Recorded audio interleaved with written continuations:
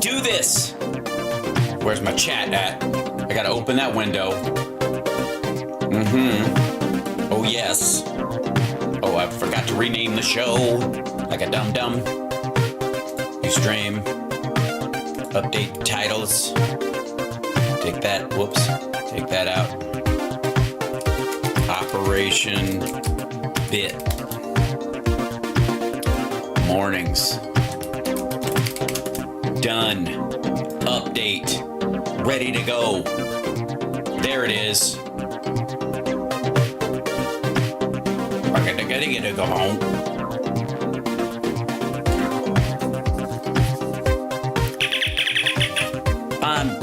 I'm a spot guy. Made a mistake.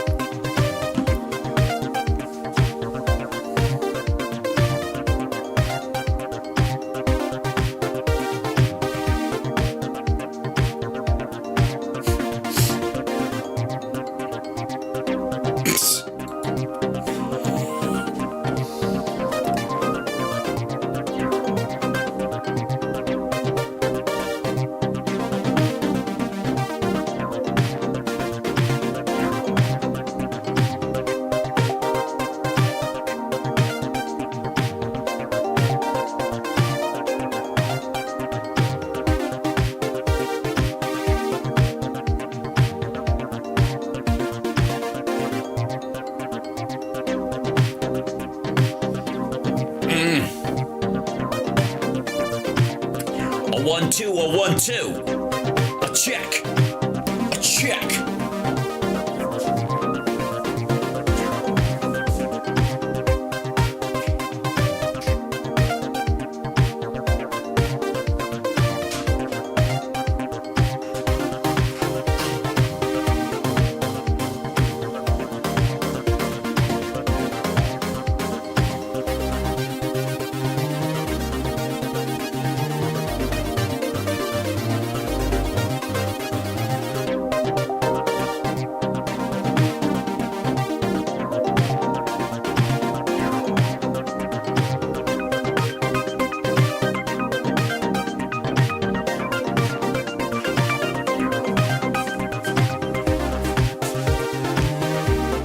All right, 3, 2,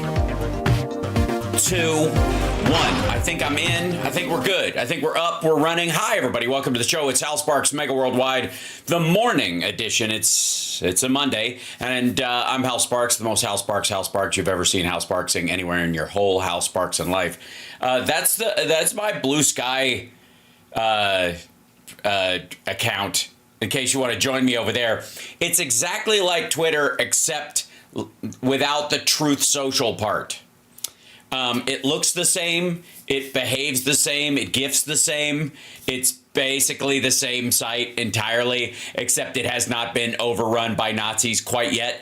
And it's got a couple of extra little tools that apparently Trump/Elon are against and are there or whatever. So I have just gotten on there. I will start building my, it'll take a little bit, but over the next week, I will build a starter kit for people that I think, would be worth a follow.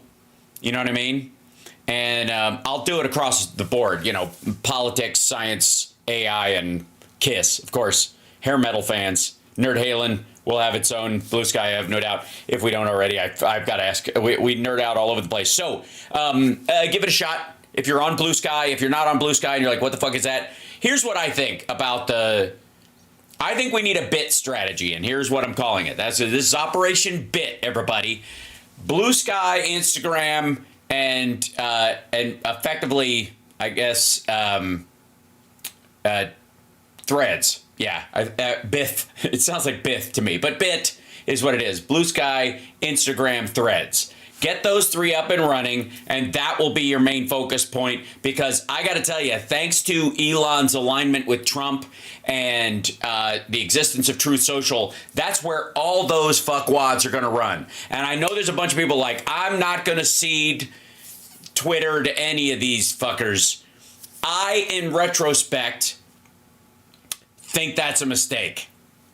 I think what happened ultimately was, if you're talking about a messaging issue, that you have a situation where a bunch of people sort of reinforce the messaging worth of Threads, or of Twitter rather, in spite of the fact that we all knew it was smoke. And I think a lot of people in the fluffy middle of the low information voter crowd that hangs out on there for all the other shit that's there are the ones who got baited into buying a lot of Elon and Trump's horseshit. And ladies and gentlemen, in the background, I hear him getting settled. Is our dear friend Cliff Schechter. Hold on, I'll bring you in here in just 1 second, my friend. But I have a renewed respect. Let me get in here and I'll swap out Liberal Dan's gift for Cliff's. There we go. And then we'll pop him in here, because that's what we do. And hopefully things won't crash. I'm also doing a big friggin' wash all over my and there he is, ladies and gentlemen. I got to move him around a bit, but there he is. How are you?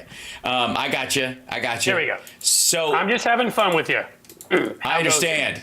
No, it's good. So I was just and thanks for joining me this morning. We obviously have nothing to talk about, and it's all water under the bridge, and things went exactly as we'd hoped. Last week? Yeah, it's done. I mean, Yeah. No, and I apologize for my lateness. There's fear not. Even here in the Midwest, we not like you crazy LA folk, but we do get a little bit of traffic now and again, and it happens. Things of that nature. Right. So it happens, man.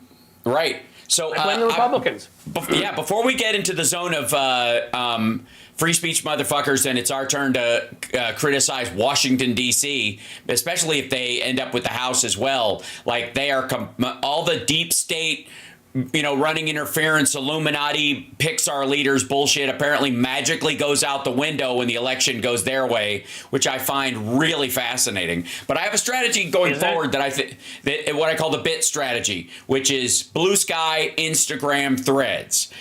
That Twitter has got to be broomed, because it is now Elon Musk is going to, through his connections in the Trump crowd, try to convert it into the everything app.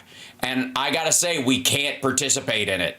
I will maintain an account on there myself so that my show broadcasts to there. But everything that I post that's original thought or whatever will happen on Blue Sky and Threads first, and then Instagram for pictures. Period. So it's funny you say that.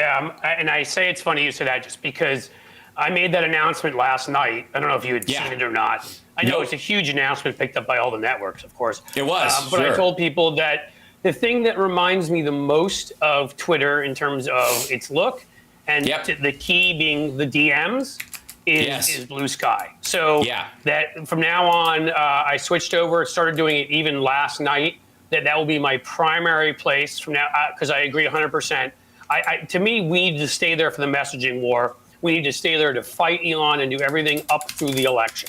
But now that the election is over, as far as I'm concerned, anything I'm doing there is contributing just to his bottom line, to his sort of fig leaf of pretending, like when he's like, it needs to be politics free here. And then like a month later, he was working for Trump. I'm not going to participate in that. I mean, I have nearly 100,000 followers. I know you have probably at least 50% more than that. Mm-hmm. But it doesn't. That's not the name of. That's not why I did it. I didn't do it because I need followers. I did it because I believe in something. Because of reach. So I think, right. And I think if we're going to do something together, I will say this. Yes, I'm going to continue to put things on Threads. But the fact that right before the election, let's make sure we're clear-eyed going into this. Right before the election on Threads, and I've got a bigger following on Threads right now than I do on Blue Sky. So my incentive would be to start off there, that's all I cared about. But let's remember that Zuckerberg and the crowd said they started to de-emphasize political posts. They started to throttle them. Yeah, let's try to say that word. Throttle them somewhat because they didn't want it to become a political spot. Where again, in my view, they're completely at the behest, owned by whatever the whims are of a billionaire, who may seem to be now, in comparison, at least one that is just greedy, not insane. But as far as I'm concerned, Threads will be the second place I'll put stuff. The only thing, Twitter, I will keep an account there for exactly that. I'm live streaming 4 days a week now, 2 p.m. every day, folks, at Cliff's Edge. And then I'm going to keep an account there because I'll post. I also do 5-minute videos and shorts. I'll post my videos up there because that benefits me. That gets it out to a wider audience, affects the YouTube algorithm, so that I feel like in that case I'm helping others. But there's no reason for me. Here's what I think. If I'm going to share anything beyond a thought, that fits into a post, I'll start a Substack, which I thought about doing anyhow. I'm not giving. Fuck Elon and fuck his stupid apartheid. Here's what'll do it too. Family. Here's what'll help immensely. And some people are concerned about us posting on there, putting our videos on there, give him extra attention or whatever. If we're posting our videos that are anti-Elon, anti-Trump, and that kind of stuff, it's not going to be a measurable difference for what they want there, because posting stuff on there takes up a lot of hard drive space on there's reference space, but it's the engagement that gives him the reason to go to advertisers and go, these people fight on here.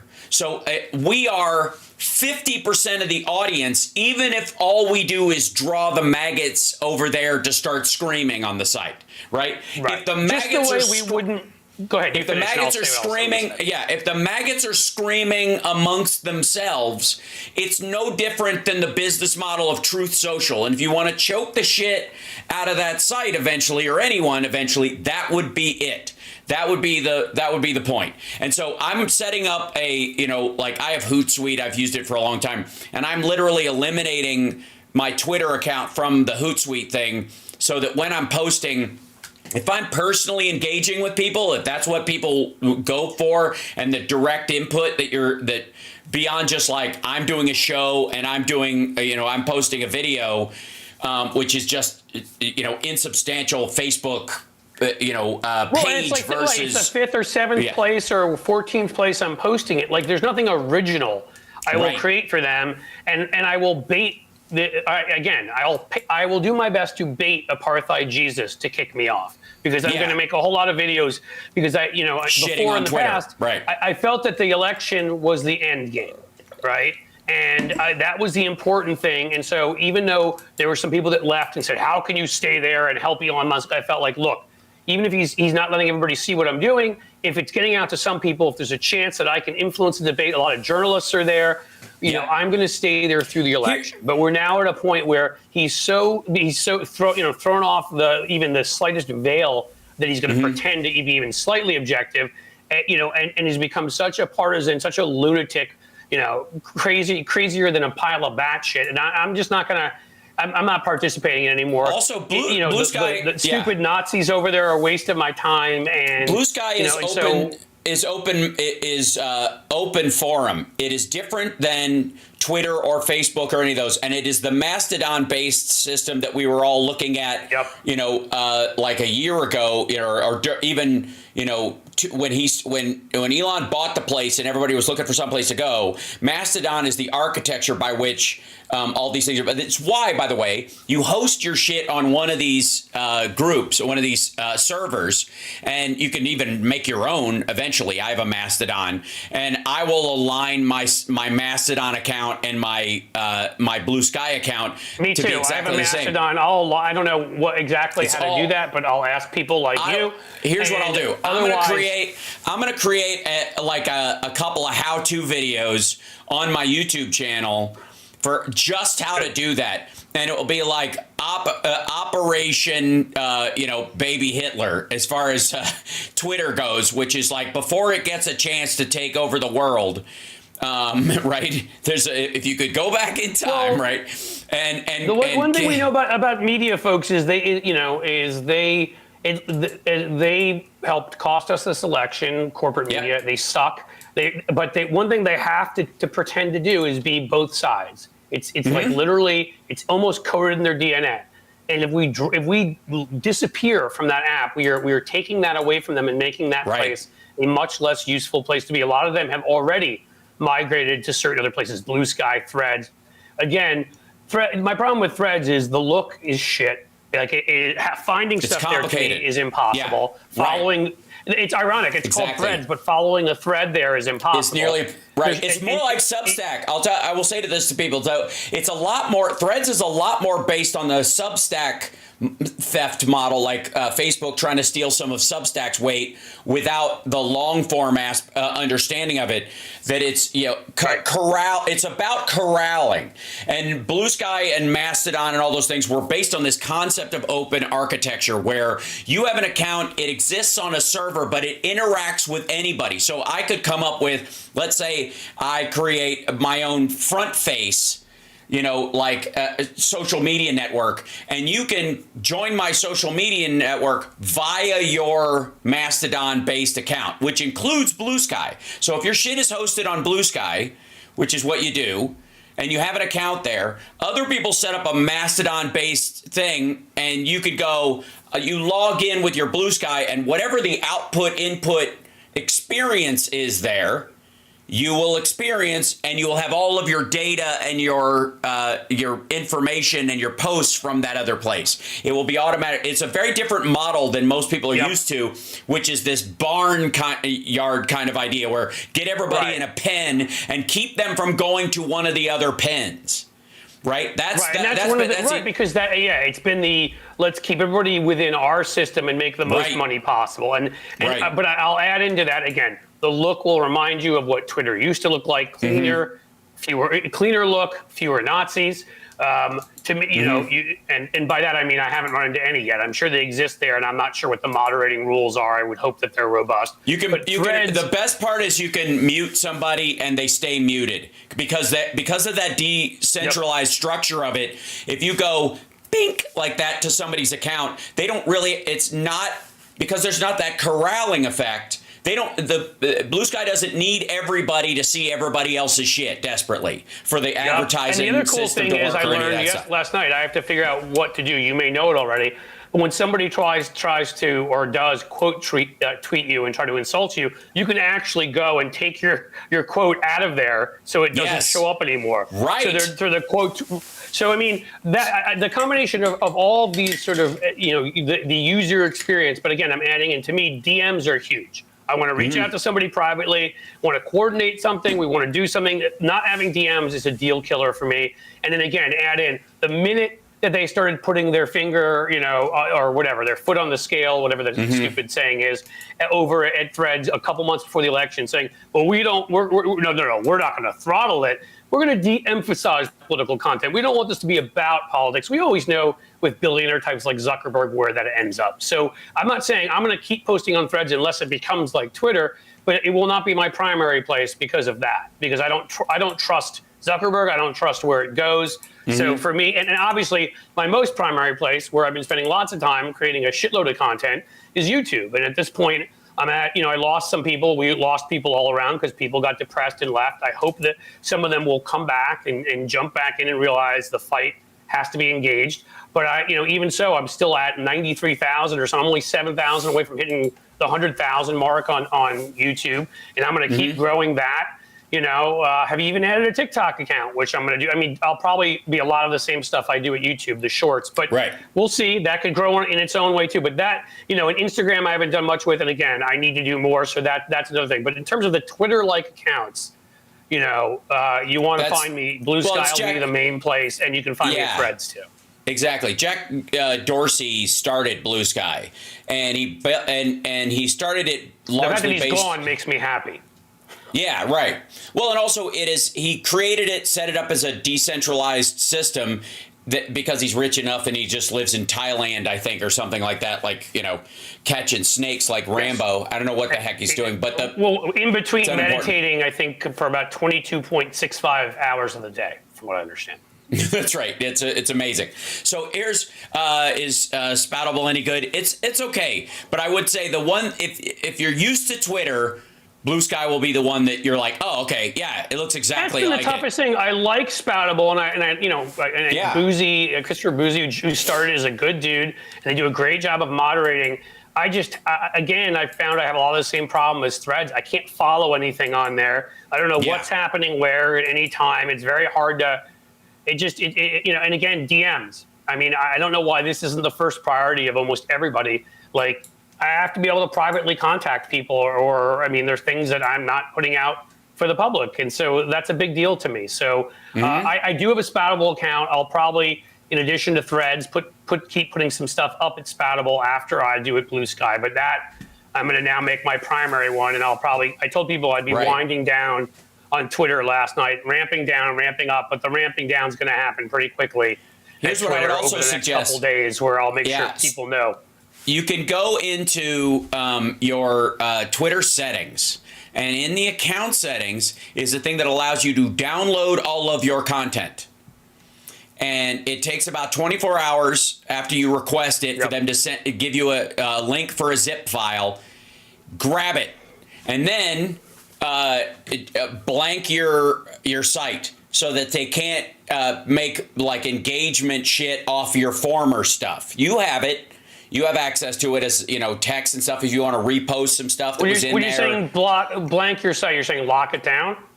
No, I'm saying erase everything, your former posts. Just gut the place. Erase everything you've ever put up there. Yeah. Because what will happen is people will take your the stuff that you put before, and they could start he can bot up conversations based on shit from a year ago, and that's enough to fake the engagement for advertisers for another year. What we want, Grok will use your stuff. I opted out of the Grok usage early on. A lot of people didn't know how to do that when it first came up. But in so it's not nearly as funny as it could be. But what I will say is that it's probably borrowing from every place else it can get its hands on, and if it's just anything that's accessible without a login, Grok is scraping right now for content. That won't matter either. And again, Grok is just like every other Elon Musk thing. 6 to 10 weeks or 8 months likely to explode at any given time. Probably will be a business failure. Supported by apartheid dollars. Has the EQ, or like a negative EQ. Anything else I'm missing? Oh my God, dude! The other day, I on my show, I was like, people need to know who we're dealing with, because there's all these stories about how Elon Musk is just loitering around fucking Mar-a-Lago and nobody knows how to tell him to fuck off. And so he's sitting in on meetings. He's such a loser. Like, it's amazing, right? And again, that may sound like a high school type thing, but I don't really care. He's just such an absolute tool. Fuck. He has the personality of a. Honestly, he literally has he makes fucking JD Vance look like Chuck D. Okay, that's what we're talking about in terms of personality.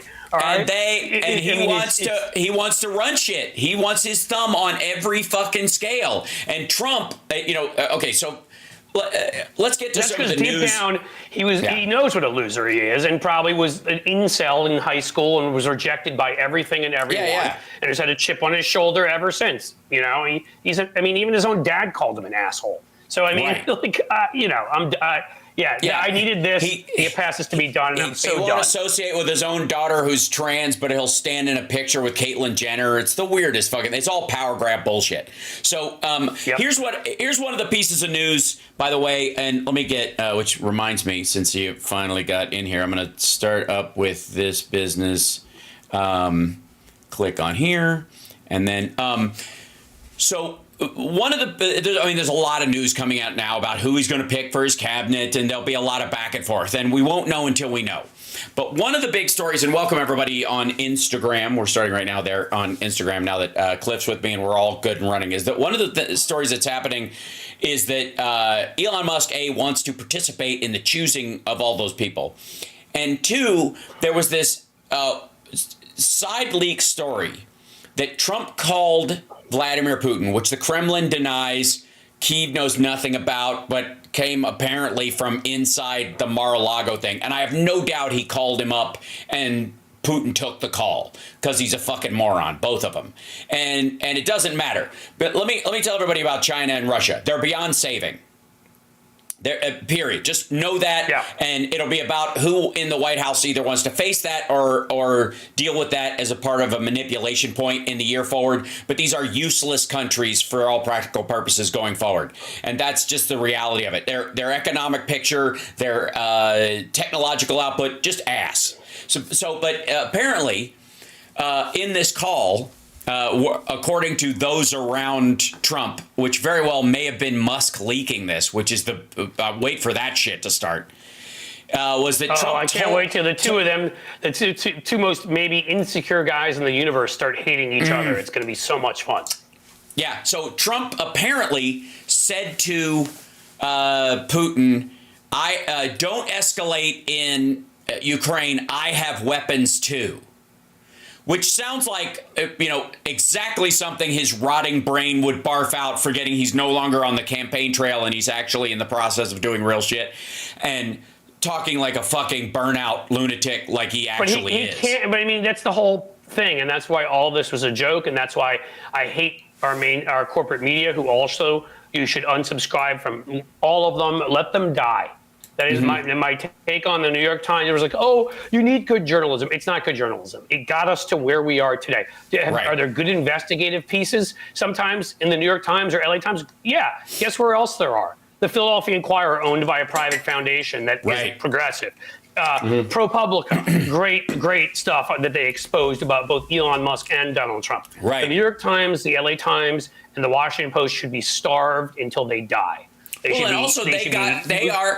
It's too easy for the setup when just understand, and this will be true, I'm sure, of Blue Sky, and we have to watch out for it. You'll have to be, keen and cunning when you're watching out for this stuff. But as soon as we say this is the place we turn to for this, they will attack it and start using it as a tool to beat everybody up. As soon as it's clear that it is actually functioning as an outlet for truth, they will try to come in and turn it into a misinformation machine, period. So it is still going to be up to us to trust and verify, as it were. Somebody's pointing out that ProPublica was the one that busted Project 2025, and that's absolutely true. Right. They did plenty. They did plenty of that kind of stuff. And the ones, I don't know who owns the Cleveland Plain Dealer, but their editor at the time, Chris Quinn, made an announcement, whenever it was 2 years ago, and said, when Biden was still running, and said, one of these candidates in Donald Trump wouldn't accept the results of the election. One of them tried to overthrow it. One of them would. We are not going to treat them as equals. When there are things to criticize about Biden, we will. But we will keep in mind, and we will constantly remind you, that one of these people has proven their lack of fitness for this job, and that's how they did it. So if you want to support, I don't know, the Philadelphia Inquirer isn't even corporately owned, but if you want to support people in these sort of mainstream or legacy or whatever you want to call media, if you want to subscribe to some, subscribe to the Cleveland Plain Dealer, at least while Chris Quinn is there, and subscribe to the Philadelphia Inquirer. Yeah. As far as I'm concerned, again, I'm just going to pull out the geek that I am, an old line from Star Trek VI, Undiscovered Country, William Shatner, Captain Kirk, talking about the Klingons when he's like, they're dying, and his response is, let them die. That is what I say. When people say, but the New York Times will die and we'll lose all that. Let it die. That model of journalism. Animal Spock. They killed my son. Well done. They have failed us again, from aluminum tubes back in 2003 with Iraq to, Eric Lichtbau's infamous now piece. He got leaked to him by McGonigal, the guy working for fucking Russia in the FBI, that he took at face value, which was, we see no connection between Trump and Russia, to the Hillary email stories all over the front, the Biden old stories, the going on their expeditions like they're going on some sort of, gorillas in the mist to come out to Ohio and places and sit down with people in diners who are white supremacists, because as you can tell, from me sitting here in Cincinnati, we're all white supremacists out here. That's who we are. Apparently. And again, like just everything they've done has made people in the arena of politics has made people dumber. You've become stupider for reading more the divided. shit they put out. And I would also say that in the same way that you're talking about, they have floated these things as if they are majority thought. You know, they've evened out the idea of Trump and Biden being, you know, or even Harris being on the same moral, ethical level, or even in terms of capability. You know, just like that's the whole time. Competence. That was the worst of what they did. The making him was normal, the competence making balance. him It's nonsense. Which is why I'm not worried necessarily. You know, I have my worries about the vulnerable among us, but not that this asshole is going to have the permanence that people think he is, because he's an ineffective asshole, and he's surrounding himself by even more ineffective assholes who are high on their own supply. And we're lucky that that's the case versus a smarter Hitler. He surrounds himself by cronies. Right? Like he doesn't surround himself by people based upon their talent. And most of the cronies he surrounds himself by, shockingly, I mean, basically, like, go read about the Soviet Union in the 70s and 80s, like under Brezhnev. That's Trump. You're a friend. You can work for me. It doesn't matter what the hell you know. It doesn't matter if you have any expertise in that area. It's like, you know, it's like a heck of a job brownie that George W. Bush put there. But now imagine that in every single agency. That is what you're going to have. These people are incompetent. They're going to fuck everything up. And hopefully they won't do something too bad that has global consequences. But assuming they just screw up on the local level, they'll screw everything up. And no, I don't believe he'll have the permanence too. But it is up to us then to win things back and to you know, and we do need to remember, again, because this is another narrative put out by the likes of the New York Times and the others, to not wait till California counted an additional 18 million frickin' votes, not to mention other places, and be like, it's a 5-point victory, a resounding defeat. Folks, by the time this is over, I'm not saying Trump did win, but by the time this is over, you're looking at a maybe as small as a 1-point victory, somewhere between maybe 1 and 1.5 points. Within the margin of victory. Electoral, one of the smallest popular vote victories in the history of the country. So this is not some resounding, you know, defeat. It sucks because who we're running against and the media and right-wing propaganda networks, which is a whole nother topic, which is high. If you're watching this, anybody who's liberal and a billionaire, what have you been up to the last 20, 25 years? Really. Maybe you should think that if we have to do things like this, me and Hal, and pay our own money to get this going, it's a little difficult for us to take on Sinclair, Fox, Salem Radio, you know, Breitbart, and the thousands of, you know, Heritage, AEI. I mean, the money they've dumped into, you know, all that stuff it's insane how little we've done. One of the things that I used to point out all the time, especially when I started at radio, because I do my radio show for free. So I've done my Saturday radio show for 15 years now for free. I don't take a dime from the station so that the station can stay afloat. Any of the ad rev that comes from that, and this is before I started live streaming on the regular and trying to turn that into something, or even super chats even existed. I was doing that for a decade beforehand, because at the time I got my show, Bain Capital, Mitt Romney's company, was buying up progressive stations all over the country and putting them out of business, and violating their fiduciary duty to their investors. And their investors did not give a fuck, because they're like, I don't care if I lose money on this station, because the whole point is I'll get a tax break. I'm going to make money in the long run. More. Right, long run. Right. Yeah. So this is a PR expense for me, and so I looked at that for years and I was like, we got to help keep CPT afloat, for example. So you're right. I feel like I put my money where my mouth was, long before any of the Mark Cubans might have even put their toe in the water of just being nice to our side, much less financing it. And the Soros checks never came, but somehow that floated all over the fucking place while Tenet Media happens, while Russian, Saudi, and Chinese money is flowing through all of these, counters. And what we get to do now is to call out this bullshit and be very clear that we are the freedom fighters who are speaking out against big government in Washington, D.C., telling us what to do and them violating our rights to free speech. Enjoy being on the other side of that argument, fuckers. That'll be fun. And I mean, the last thing I'll say when it comes to liberal billionaires is that even there's a whole bunch of them who have money in, I mean, Cuban, I think has a couple $1 billion, but Warren Buffett supports progressive causes, women's rights and stuff like that. And Michael Bloomberg does. He's not great on everything, but on a number of issues. But the problem is still here is I don't understand how these folks did not understand the importance of affecting culture and affecting media in the way that the right did. And the only time I cashed checks from any of them is when I consulted for them, when I did actual PR work. Well, here's the thing about PR and making TV ads. It's hard work.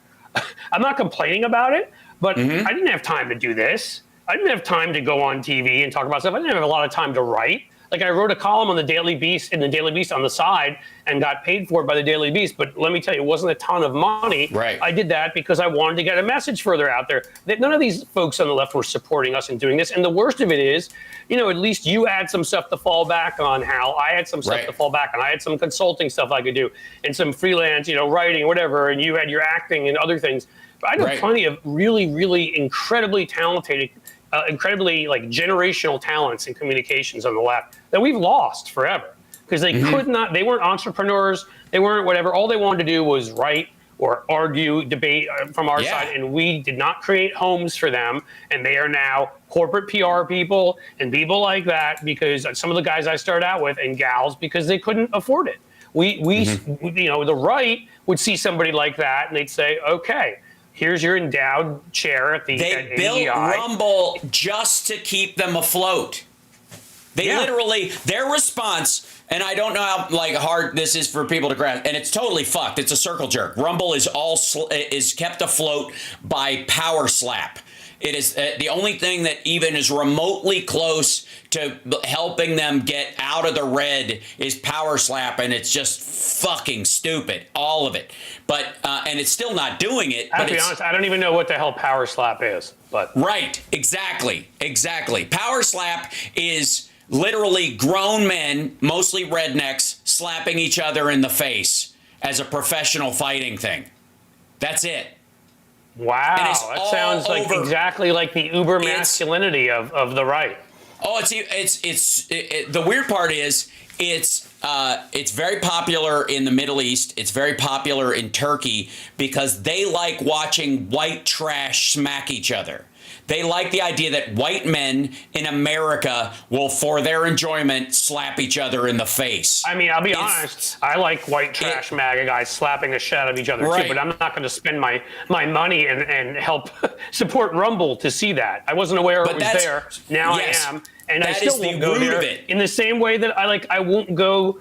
I don't even care when somebody shares a free article from the Washington Post and New York Times. I won't give them my eyeballs. I won't give them the fact that they can say I went to their page and say to their ad revenue. I literally refuse to read anything in those. My point was with that is that when YouTube started kicking off these people for abject bigotry, violating the terms of service, this was not Google fucking with their freedom of speech. This was saying we have a standard because we sell advertising and you go below that standard. Fuck you. That applies to everybody. Get out. What did the right do? They built Rumble as a home for them. Because that's the best example, Hal. Because what did they do when it was the New Republic or places like that in the 50s and 60s, places of liberal thought, that they couldn't get their ideas in because their ideas could not stand up on their own? They built National Review. What did they do when the Washington Post actually used to do its job in the 70s? Pentagon Papers and the rest, and was a legitimate newspaper. They couldn't get their ideas to make sense in there, so they built the Washington Times as the alternative. This is the story of what the right has done. Heritage Foundation and those guys who are an alternative to Brookings because their ideas couldn't stand up there.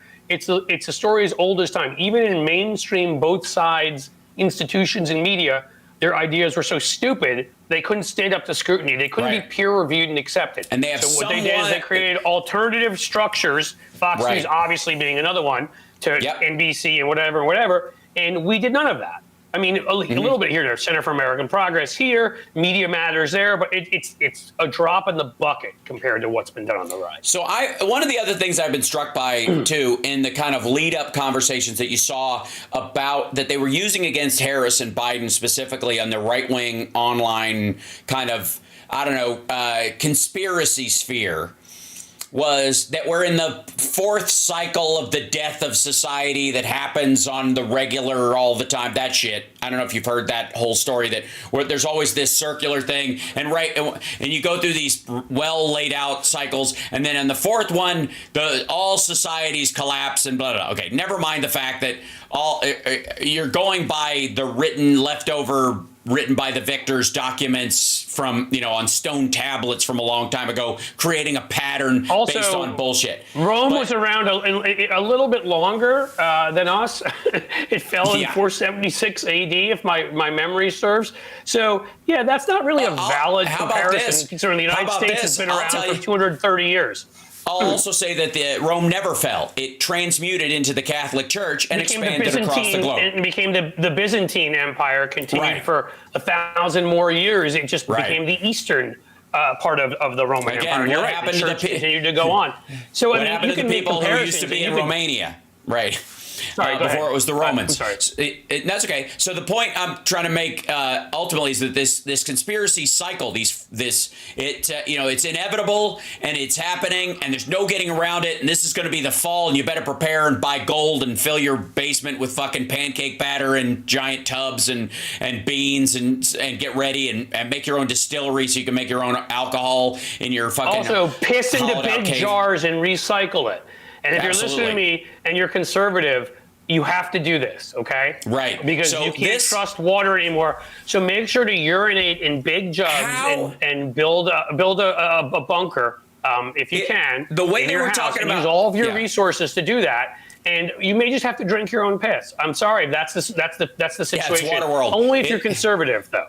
It's Drought World. It's a different version of Water World. It's the sequel Drought World, which sucks even worse. Yeah. But right. And the fact that anything could suck worse than Waterworld is, to begin with, pretty impressive. Amazing. Yeah. I thought it was Water's World that sucked the worst, but you never know. Right. So the point I'm trying to make overall in this is that they talk about this like fourth cycle stuff when they're on Joe Rogan and shows like this as if it's an inevitability and that Biden's presidency and Harris's is bringing about that thing, that it was going to happen. Now that Trump is in, suddenly it's off the table. Like suddenly that was, he's the cure for it. Well, there's no sign that pointed any other direction that he's a necessary part of it. If you believe in the cascading collapse of society, then how come he gets a fucking pass? Because he wasn't in his first term. He kept leading right in that direction. Why would the second one be any different? And even if it's the de-globalization aspect of it, that's part of the collapse concept. So, and again, society's going to collapse. He's the most likely reason for it. Yes, okay? right. Otherwise, we'll be fine for the job. If we can get past him. Yes. So we will see over the next little bit about, the incoming sort of fighting amongst like MAGA world and the entrenched Republicans that go, they're looking at it as this 1% difference like it always is in elections. And the MAGAs are looking at it like the news portrayed it as this overwhelming. The world is full of Nazis and we're just waking up to it. And it's about goddamn time that the Nazis get their day. That idea, which is where MAGA is right now. Like you listen to them talking online, but they're also paranoid as fuck. They are worried that maggots and Democrats are going to undermine Donald Trump's super duper plans, even before he has them, because he has concepts of a super duper plan, but he doesn't actually have a super duper plan, right? Mexico's building the wall on infrastructure week, and he has, he's replacing Obamacare and all the stuff that he said he'd do that he obviously does. Well, the thing is too, there's a ton of stuff that he says he's going to undo as soon as he gets into office. Now, when Biden came in, he undid 96 EOs and kept some tariff stuff in place because it was kind of obvious, and it's more like Lighthizer shit. Lighthizer will probably be the trade guy again, or somebody who's on the same game as him. So he'll follow Trump's lead for a little bit, but when it blows back, he'll go tell Trump like this is not working, and he'll follow him. That's the reality of it. But we know that Biden came in and went, fuck that, fuck that, fuck that, fuck that, and did this instead. And Trump is going to leave those things in place. Oh, of course. I'm sure there's also, again, look, there's no relationship between what Donald Trump says and what he does. I mean, my point to you is sometimes he's a bigot and he'll follow through on some of his bigoted rants when it comes to immigrants. And I'm not saying I'm not concerned about people who are vulnerable to him. But my point is that may be something he decides to do. Whereas there's just plenty of things. I mean, again, as so many people have said before, Donald Trump is a goldfish. He only lives in that minute that he exists and he's talking, and whatever comes into his mind. Especially now, because I gotta say, like, he's a fucking mess. And you know, all these like side reports that he's been under medical supervision since the end of the campaign, and that I would doubt that he's fucking asleep. You know, anybody after a campaign is going to take like a fucking week to just kind of decompress anyways, if they, you know, because it's a lot. But somebody that old and decrepit and fucked up and whose brain is turning to jelly at this fucking speed, I swear to God, I think by the time we get around to him taking the oath, he's going to go, I, person, woman, man, camera, TV, do solemnly swear, fuck, shit, piss, cocksucker, noodle. Like, he's like, his brain it can resemble that. Yeah, his brain is not gonna get better. I said this in the beginning, and it doesn't change. His ideas didn't get smart just because they won the election, and his brain isn't gonna get healthy and sharp just because he won the election. As a matter of fact, now that he's effectively a lame duck, which he is, he's got 6 months to go of like, I'm going to do this so fucking quick. And at the end of 6 months, if his assholes are fighting about shutting down the government and we're facing a recession, game fucking over. Well, I mean, again, if we do actually put his economic plans into action, I mean, recession would be the best case scenario. Right, exactly. I mean, look, I mean, all these corporations, you know, just sort of, especially the ones who supported Trump, you know, walking around, pretending it's not them, whistling, you know, past the graveyard, so to speak, realizing that if they deport immigrants, right away their labor costs are going to go through the roof. And we're already in a full employment economy. So it's going to put more of a squeeze where they have to pay even more money to wages are going to they go want to up, convince which will drive up prices as well. Right. So when you take that factor that's going to drive it again, those costs are going to be passed off to us. Then you add tariffs on top of that, massive tariffs which are going to drive up the prices for these companies, which are going to be passed off onto us. Gee, I wonder what could that be a formula for? Could that be a formula for like wheelbarrows of dollars to go and buy a cup of coffee? I mean, there will be such massive inflation, not to mention your local governments in all sorts of places when they're, guess who disproportionately is paying the sales tax? You know, because some of these places are like, we don't want to have an income tax on our local folks, our rich people. We're going to have a sales tax. It's regressive. Right. Well, when immigrants are gone, that's the tax they're paying. They're not paying income tax and other things. Guess what happens there? So now your local government has to cut its workforce, has to stop spending as much, so spending gets cut. Well, the federal government. So the federal like workforce, you know, is not as bloated as everybody thinks it is, but it's a substantial employer in the country, and you know, it's why Republicans are always suspicious of federal spending, or why they look at government jobs versus, you know, private sector jobs, and they kind of crow about it, even though the vast majority of the ones they're talking about are local. Sheriff's departments hiring medical examiners and stuff. That's a government job, you know, and it's paid for by the locals, is not paid for by the, you know, your federal income taxes. You know, it's all kinds of shit that pays for that. Your you know, your local property taxes and stuff like that. People don't recognize, they just see government job and they assume it goes straight through Washington and bank shots out into the rest of the country. Yeah, they don't understand how many of those are state, local, you know, exactly. that kind of thing. And once you start culling the federal workforce, which is what they're talking about doing, which I mean, again, is not going to be as big a number any more than the number of people they're going to deport is going to be anywhere near the number that they're saying. Once you start doing that, first of all, the federal workers you kick off are now unemployed. So where are they going to work? So what jobs are they competing for? If you think they're just going to take the jobs that immigrants are no longer doing, you're talking about administrative duty workers, or they don't have the skill set versus. So again, nor as would you're they. saying, right.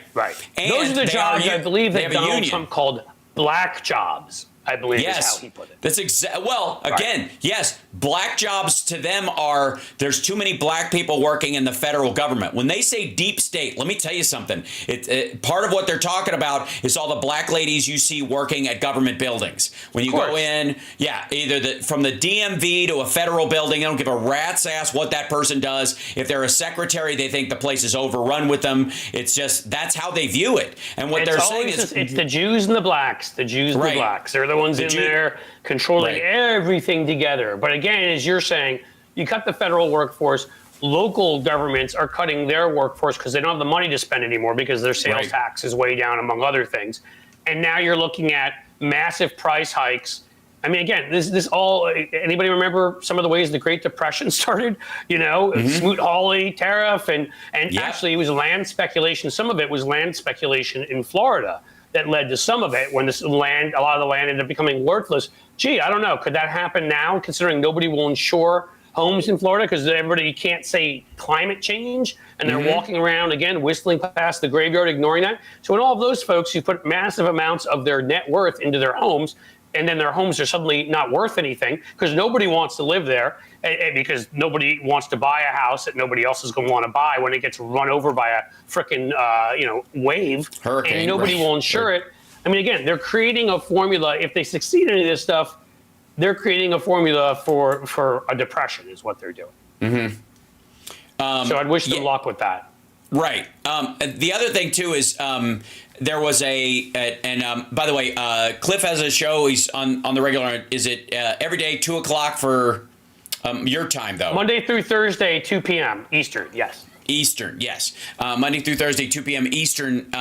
There are a bunch of, potential, worrisome appointments and stuff like that. They're talking about Stephen Miller being deputy chief of staff. That's not particularly surprising at all, and since his chief of staff isn't going to allow him to just start brooming Jews from the country, so he's the only one left. The hope is that he's basically, his job is, she's going to assign him the job of keeping Laura Loomer out from under the White House desk. Honestly, well put.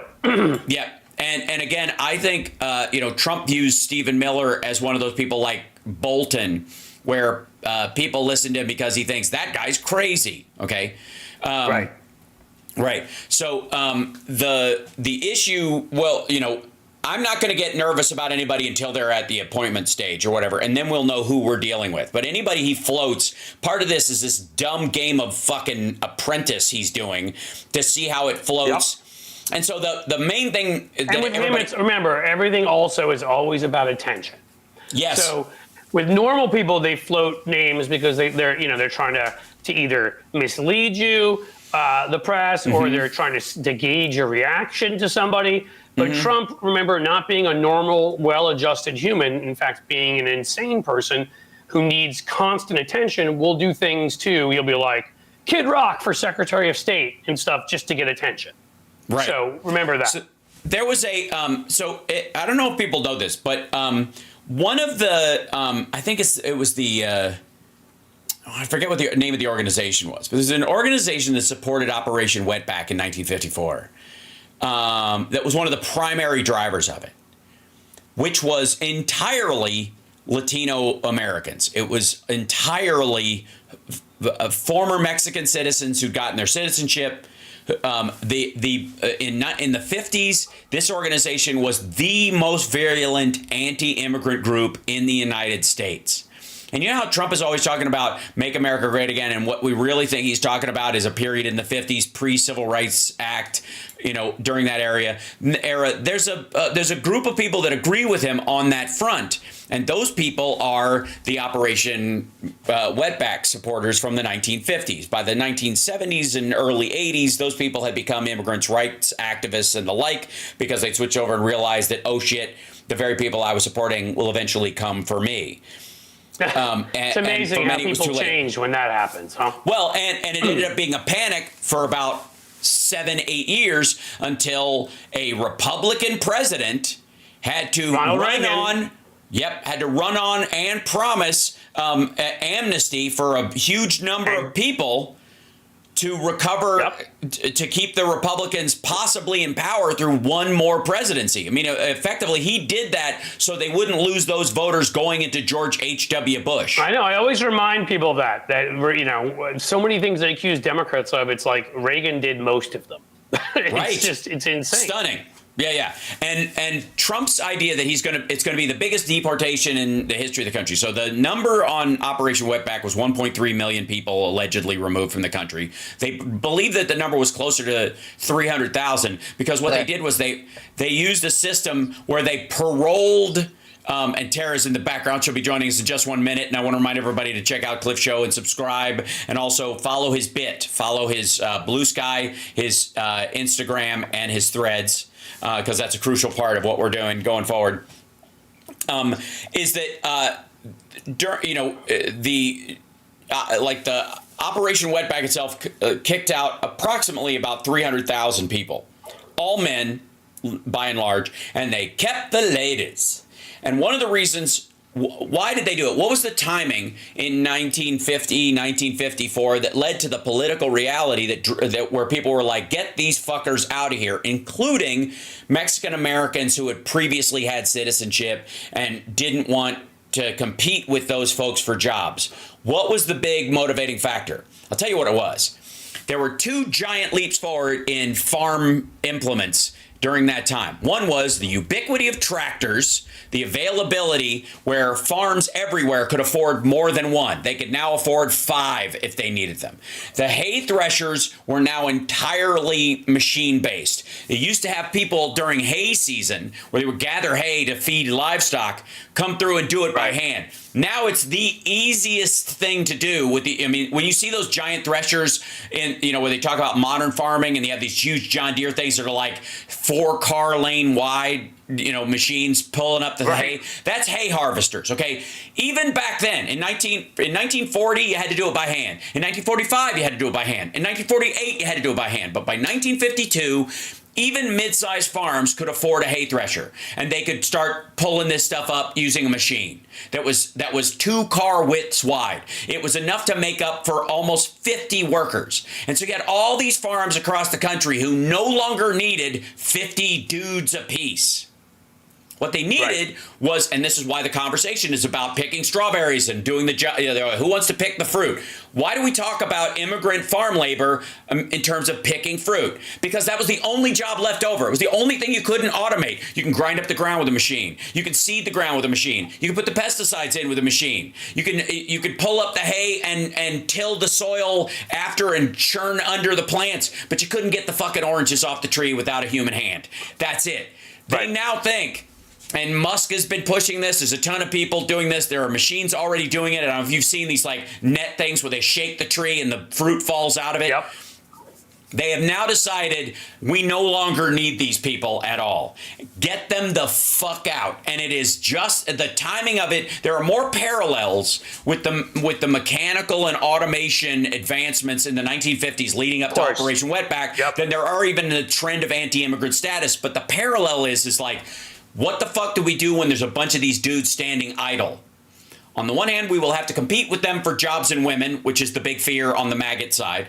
And the other one is that, or we will have to, or I guess maybe some fear that they'll turn militant and dangerous. That would be the other fear that's left over. But it's almost exactly parallel to the years leading up to Operation Wetback. And Elon Musk is whispering in Trump's ear, we don't need any of these people anymore. That's what's going on. That's a huge part of it. Now, we're not there yet. He's way out over his skis. They're wrong about where we are right now. We actually do need them. Well, he's hoping it will force everybody. On top of that, go ahead. Into doing it. He's hoping it will force everybody to go, we got to kick these people out. And they're like, where are we going to get the jobs from? Don't worry, I'll swing in with robots and we'll cover it all with robots. That's what he's thinking he will do. And he'll get a giant government contract, seed money for Optimus, the Tesla robot, to whipsaw around everybody else's shit. That's my theory, and I'm sticking to it. I would say, well, that's probably true. And I would add to that, of course, it's not just farms either. right? Right. Go in your area and see who's on construction sites building homes and that kind of thing. How real estate companies have been able to keep their costs low. Those are going to go way up. And hey, homes might become more expensive. And I thought we had a housing problem. I'm sure Trump will solve that. I mean, there's other. They think it's going to be a wash the first. They think it's going to be a wash the first 2 years because you kick out the immigrants and those houses become available to everybody. So they basically use they empty a bunch of houses faster. They could build houses. We'll build houses later. That's honestly, that's what they're thinking. They think there'll be enough of these houses. I'm laughing at their stupidity, not that it's fucking moronic. Because, again, it's who's going to move where and who's going to buy these places or who's going to rent these places that they're not factoring in. They think they're going to what they think is that the Trump organization and BlackRock and these other corporate friends of his, including Elon Musk and other rich people, are going to buy up these tracts of land once they're empty, like row houses in Baltimore. And then eventually, after they get the last family out, brooming Americans out of old houses is very hard.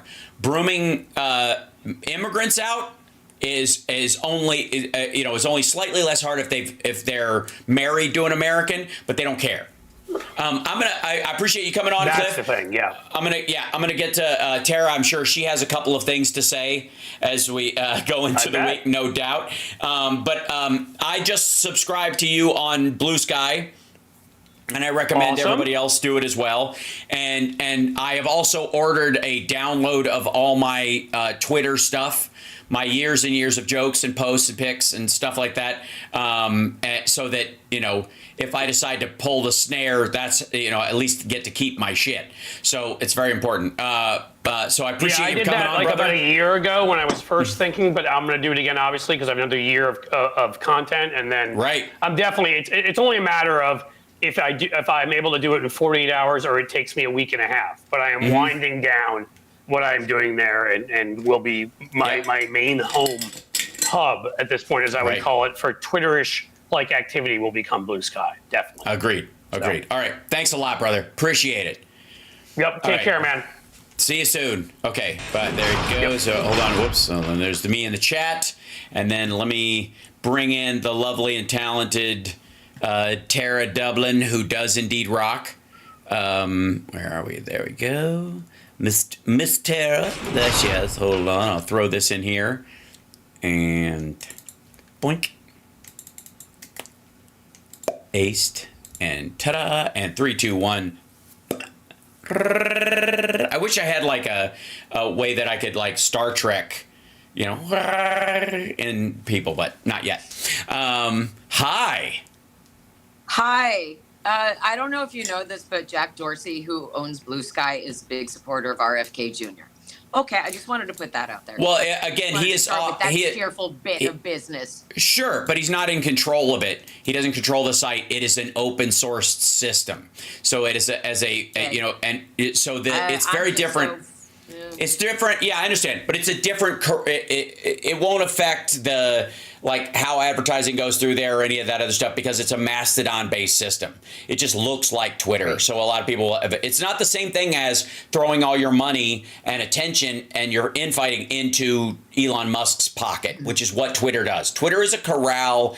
Blue Sky is a section of a field, if that makes sense, with no fencing. That's it's a strict difference. I don't it really have any is. fight in me right now, so okay. I totally understand. Hi. Yeah. So where do we start? Yeah. How about we start with the fact that I'm unemployed now? Oh no. How about we start with that?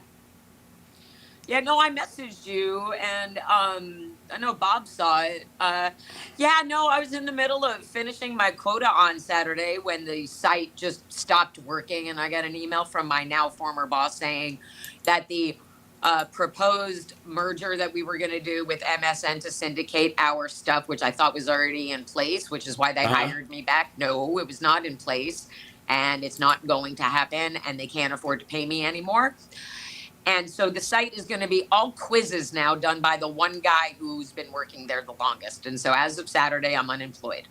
That's the Hill... Hillreporter.com. Hillreporter.com. Yeah, right. Don't worry about that anymore. That's one less place on the internet to find the truth now. Oh, well, I mean, I figured sooner or later I was going to lose that gig, but I thought I wouldn't lose it until, Elon Musk killed the internet. After January, right. January. Sure. So last week was devastating for me on like a million levels personally. Aside from losing a family member forever over this, and aside from losing my job.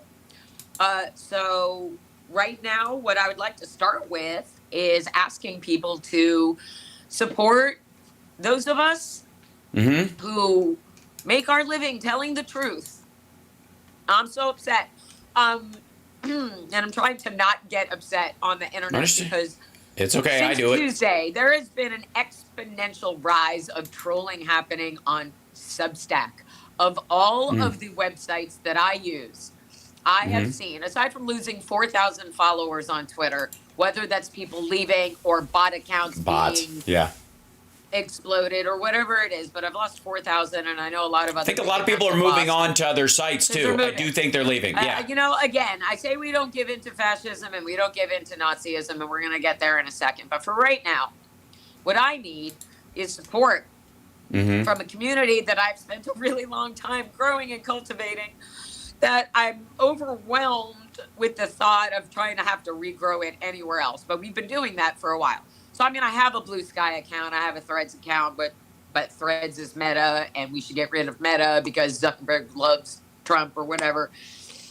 First things first is I need an income before and to get laid off before the holidays is super scary.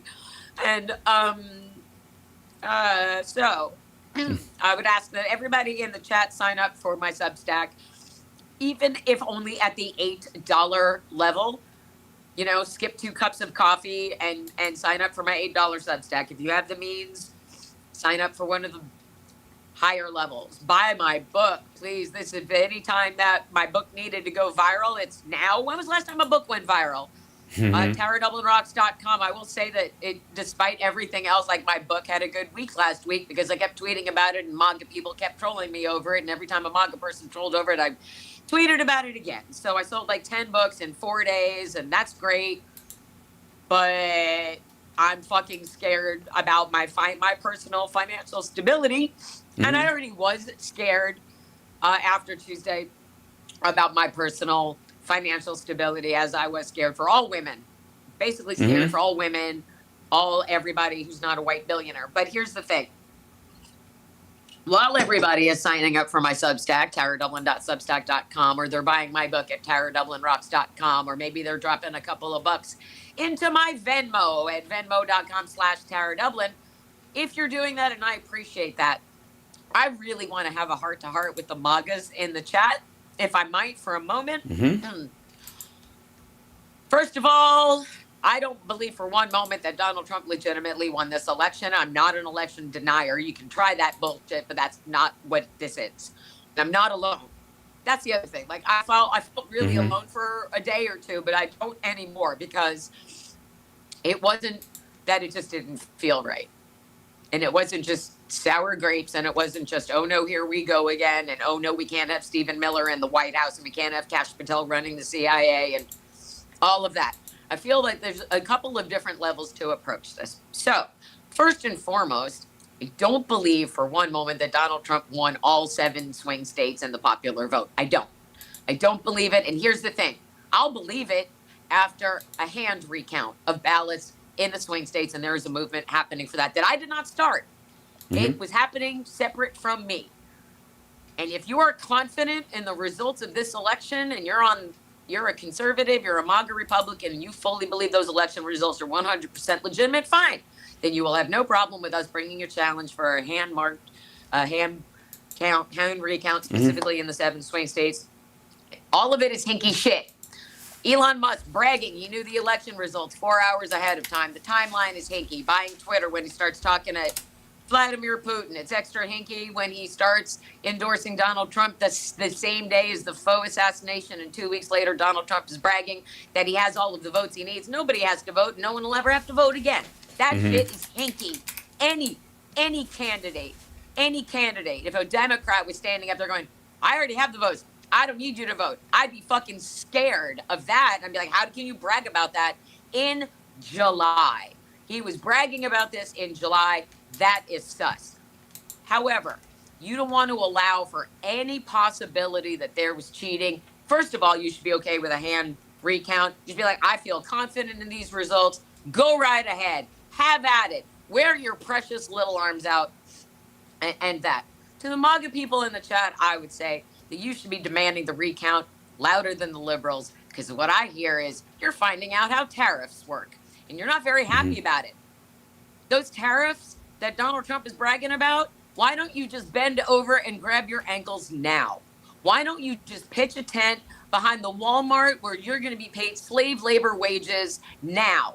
Because if you think owning the libs is what it's about, no. You should be more concerned about owning a house and a car. Because in a year, you won't be able to afford where you live right now. You won't. Right now, inflation is at 2.4%. When Donald Trump left office in 2021, it was at 6.7%. He lost 2.7 million jobs for this country. These are facts you can find at whitehouse.gov/the record. Joe Biden put up record jobs every single month. While you are so busy thinking about how cool it is to walk all over us because you're owning the libs, I want you to look at what your bank account balance is today. I don't care how much money you have or don't have. If you have a 401k, kiss it goodbye. If you have any sort of money saved, kiss it goodbye. Because you know what you're going to be doing with that money? You're going to be paying $50 for imported goods, whether it's a Q-tip or it's a game to put in your gaming console, all of your things that you enjoy in your life right now. Every single one of those things is going to go up exponentially price-wise. And 23 Nobel Prize winning economists estimated that not only did Kamala Harris have a superior economic plan, they also estimated that Donald Trump's plan would put us into a depression/recession and bankrupt Social Security within 6 years. Aside from that, you should be thinking about what $4,000 to $6,000 in additional consumer costs will do to you personally every year, because that's what it's going to cost you individually, personally. And last Thursday, 2 days after those election results, just two, the housing interest rate went up hugely because the market is fucking freaking out. Corporations are freaking out about tariffs. So right now, look at your bank account. You will not have this money in a year. It will be gone because your rent will go up, your mortgage will go up, because interest rates have already gone up, and they're going to keep going up. And that's going to force the feds to bump up interest rates. And that's going to be everything in your life more expensive. Think about what you love. Gone. Think about your job. Guess what? You're not going to get a cost of living increase raise. You are not. Guess who's going to benefit? The billionaire elite class that you think you're fighting against. Donald Trump and his fucking butt buddies. J.D. Vance, Peter Thiel, Elon Musk.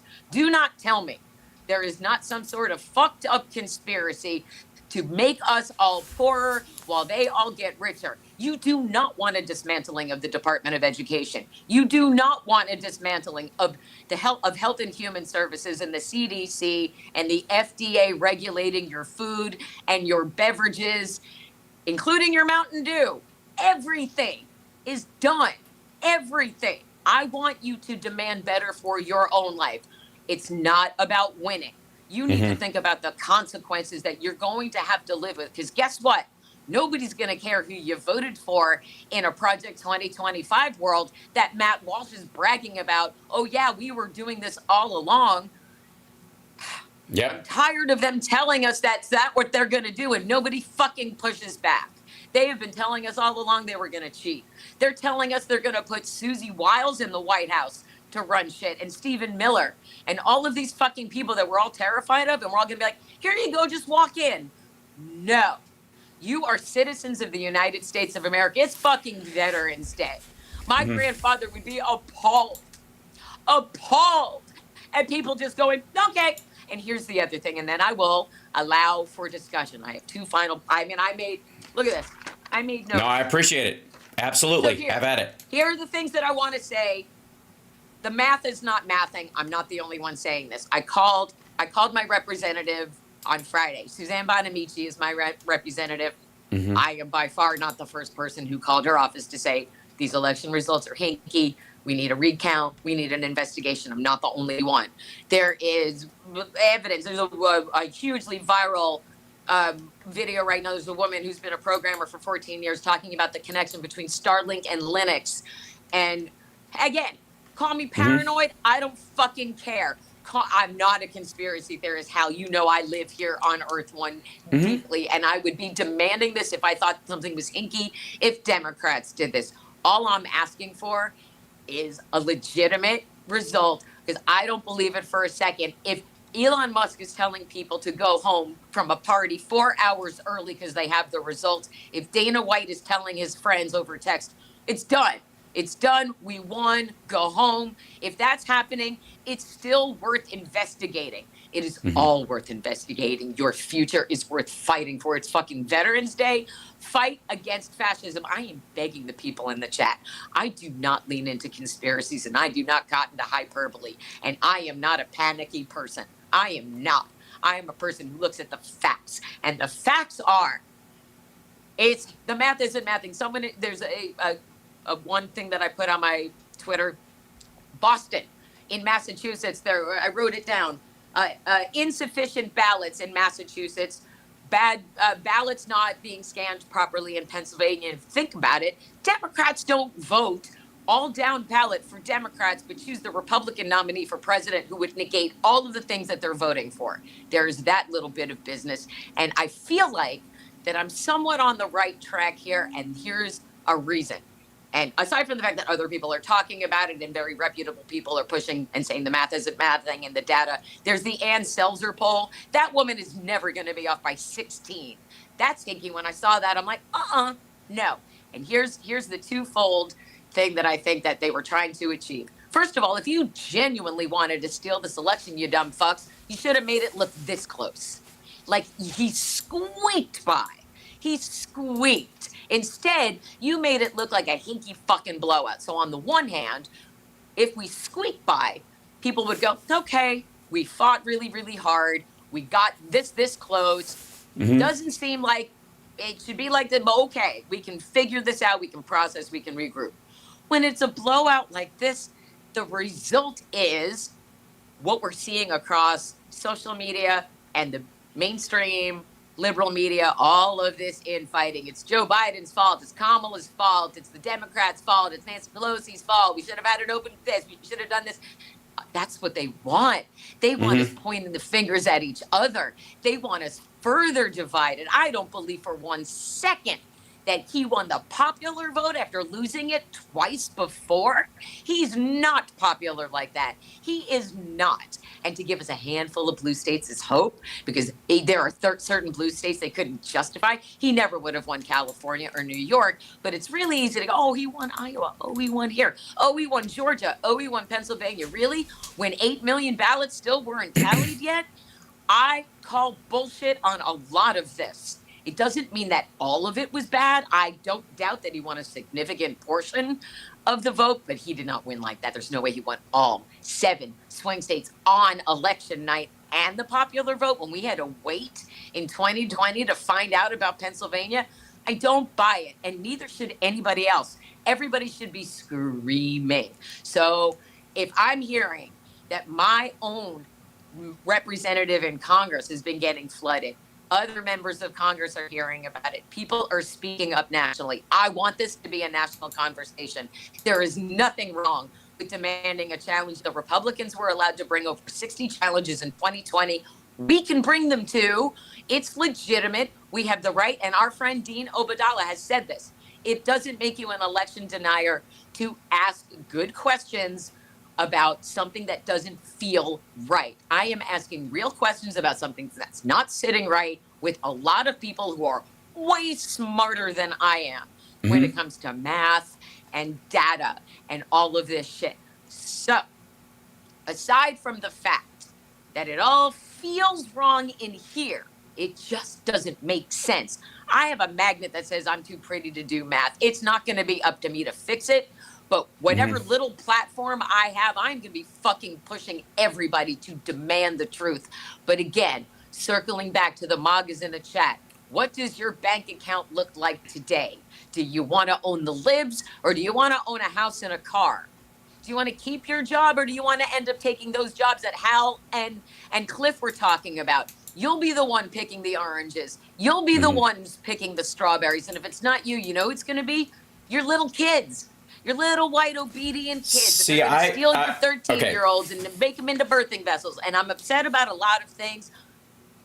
But what is giving me purpose and what is getting me out of bed every day now is knowing I'm not alone in believing shit isn't right, that there was some fuckery, and Elon Musk has the potential. If he can turn off his Starlink satellites over Taiwan to help China, and if he can turn them off over Ukraine to help Russia, and if he's on a fucking call with Donald Trump when they're speaking to Zelensky and Putin, I don't want Elon Musk as our Minister of Defense or whatever the fuck in this new world order.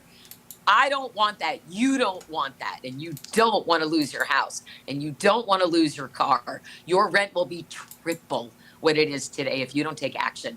I am not fucking around. And I am not, again, I'm not an alarmist. I'm not.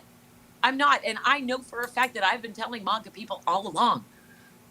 He's lying to you. He's bullshitting you. We have talked about the tariffs before, you and I. We have tried to warn. We have a duty to warn you and I. That's our responsibility with this platform that we have been given.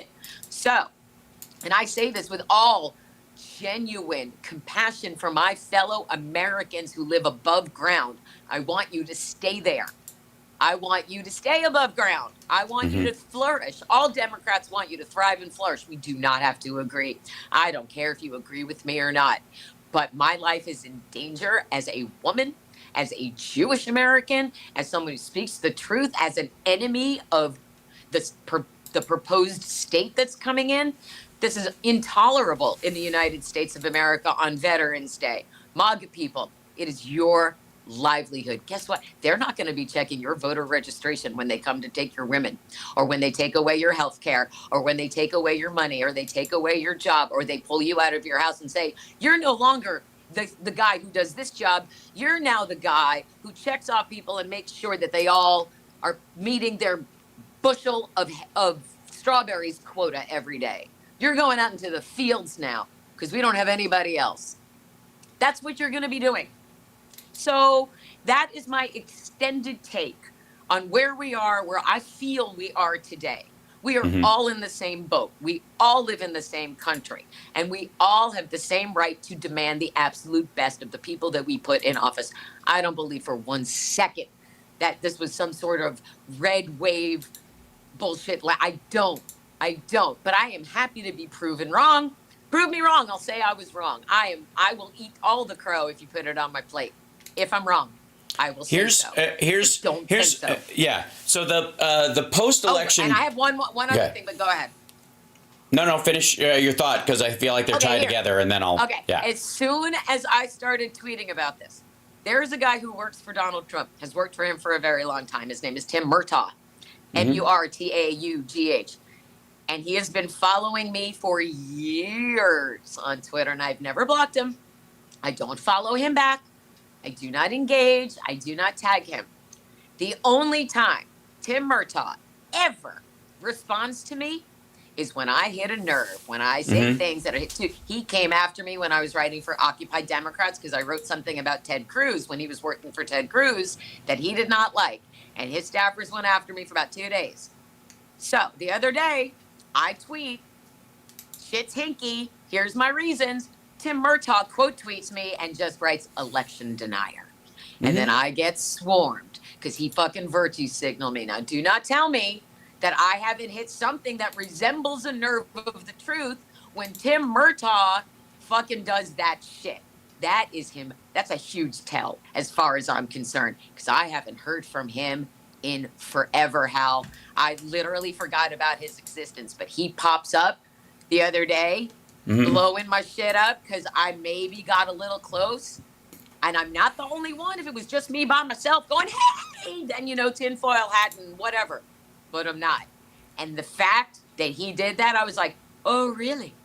Oh, really? because the only other times he has ever done this, I was 100% right, and there was legitimacy into what I was saying and doing. Mm-hmm. So I'm just going to put all of that out there and say, I don't think I'm right all the time, you guys, but the times that I have been right, I have been fucking super right.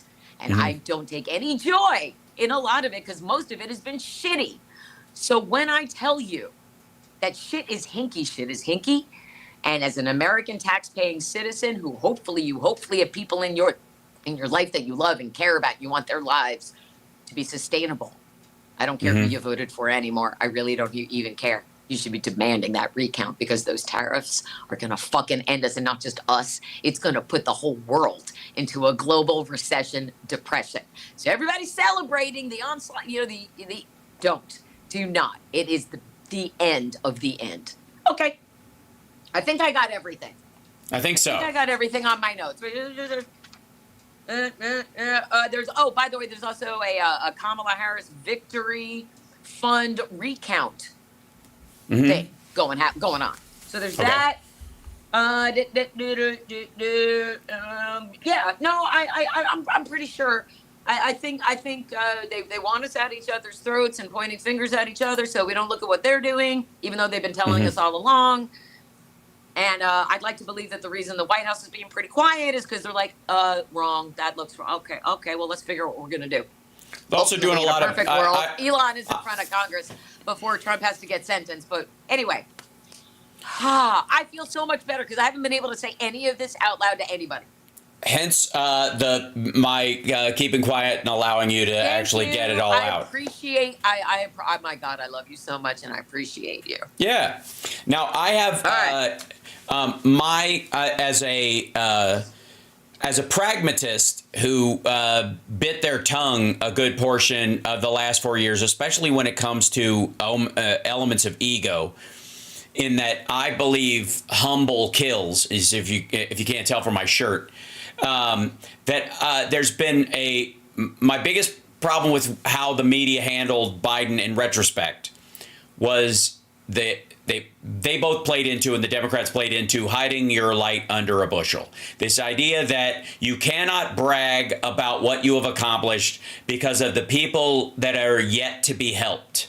That in an emergency, the idea is that you're stopping doing what you're doing to brag, like it's you're bailing water in a lifeboat or you are putting out a fire. Don't stop to brag while you're putting out the fire, right? Because it's counterproductive, and politics, because of the language of emergency, is not that thing. And the reason Trump, even while he was fucking things up in his presidency, was allowed to get away with a lot of that stuff is because it isn't that thing. You do have time to golf and go to the beach even when there's shit going on in the world. It's just how it works. It's a different kind of emergency. And our language has failed us on a bunch of fronts. And if there's anything to be learned, if there's going to be a recount, I'm for it. If there's going to be a pushback on it, I'm for it.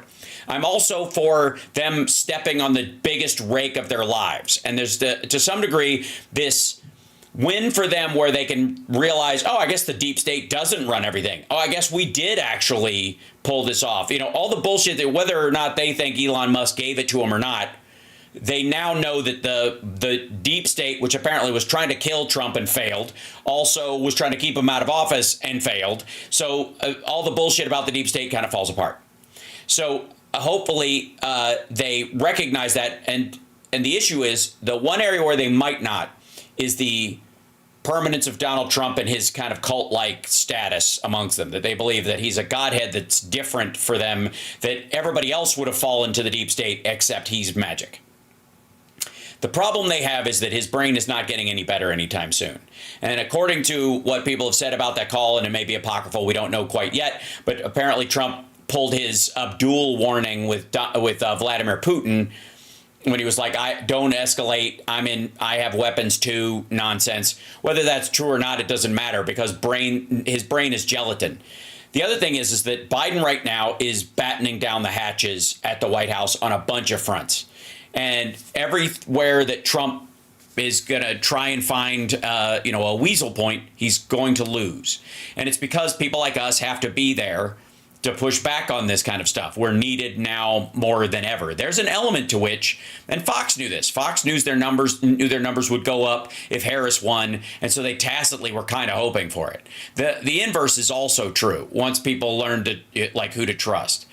And here's where I always look for the things that I can control, that I have some play in, because whether there's a recount or not, or whether it turns our way, is completely out of my control. I can support it, but I cannot rely on it emotionally, psychologically, or financially. Does that make sense? It's outside. It is, it's kind of like wishing for the giant asteroid. It's the same conversation as far as I'm concerned. What I can do is recognize that Hillary was right, and that Russia would never stopped helping this dude. And that when she said there's a basket of deplorables and there's a group of that you can reach, people didn't listen. And they spent so much time trying to fill the basket of deplorables with language. Even Biden tried to clarify this on a bunch of fronts. And our side, I felt like I was helpful, but our side of the conversation was not helpful.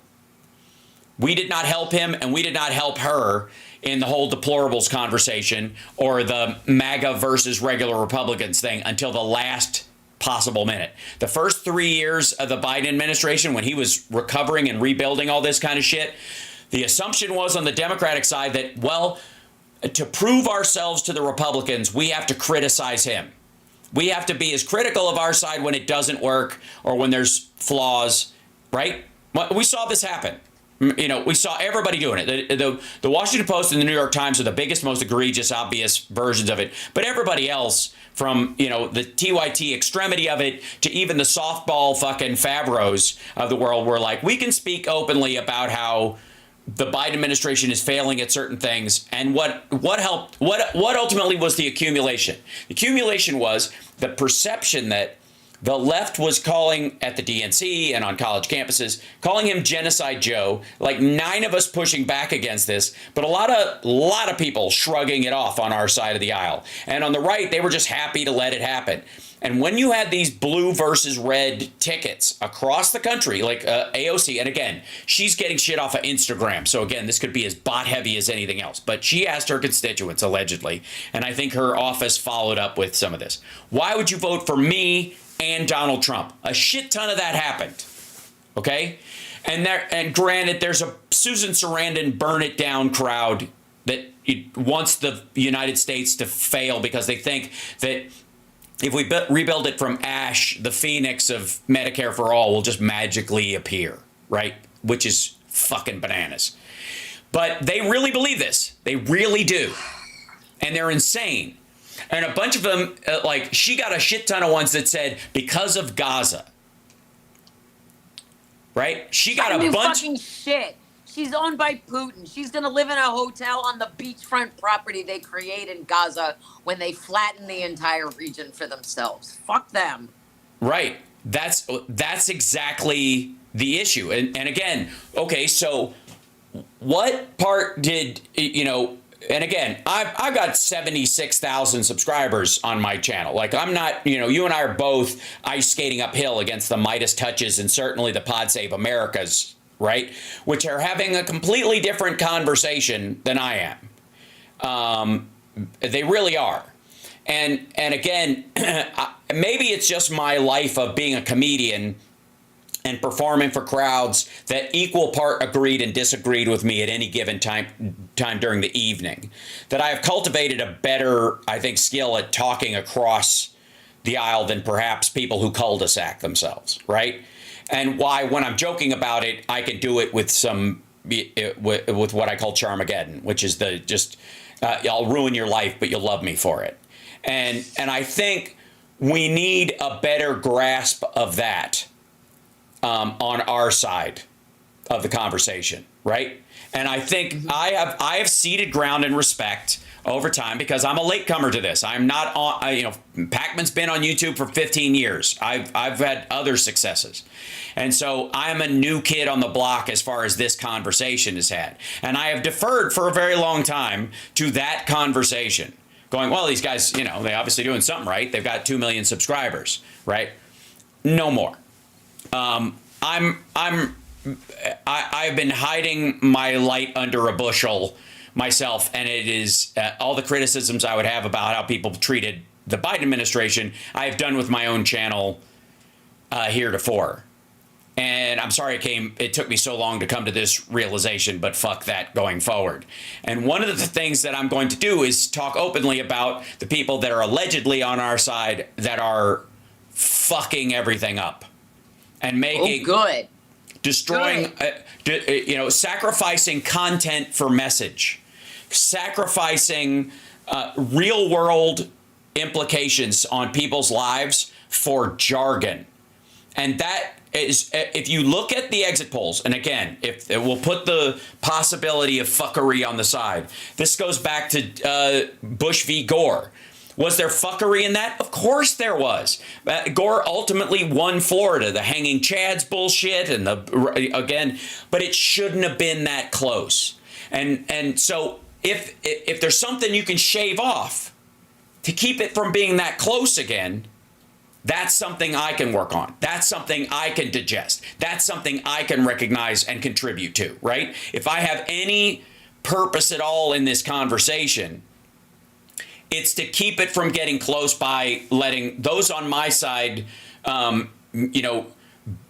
lesser of two evils, this horse shit, which I've been trying to do for quite some time, but again, from a very small channel in that regard so far. But on top of that, letting the other side, watching as they let the other side dominate the conversation without the same kind of, pushback I would give. They're still this kind of soft sell, both sidering it, even amongst the side that's, the most virulent supporters. It took them a while, Pac-Man's thumbnails are way stronger than his actual content. Same thing with Midas Touch.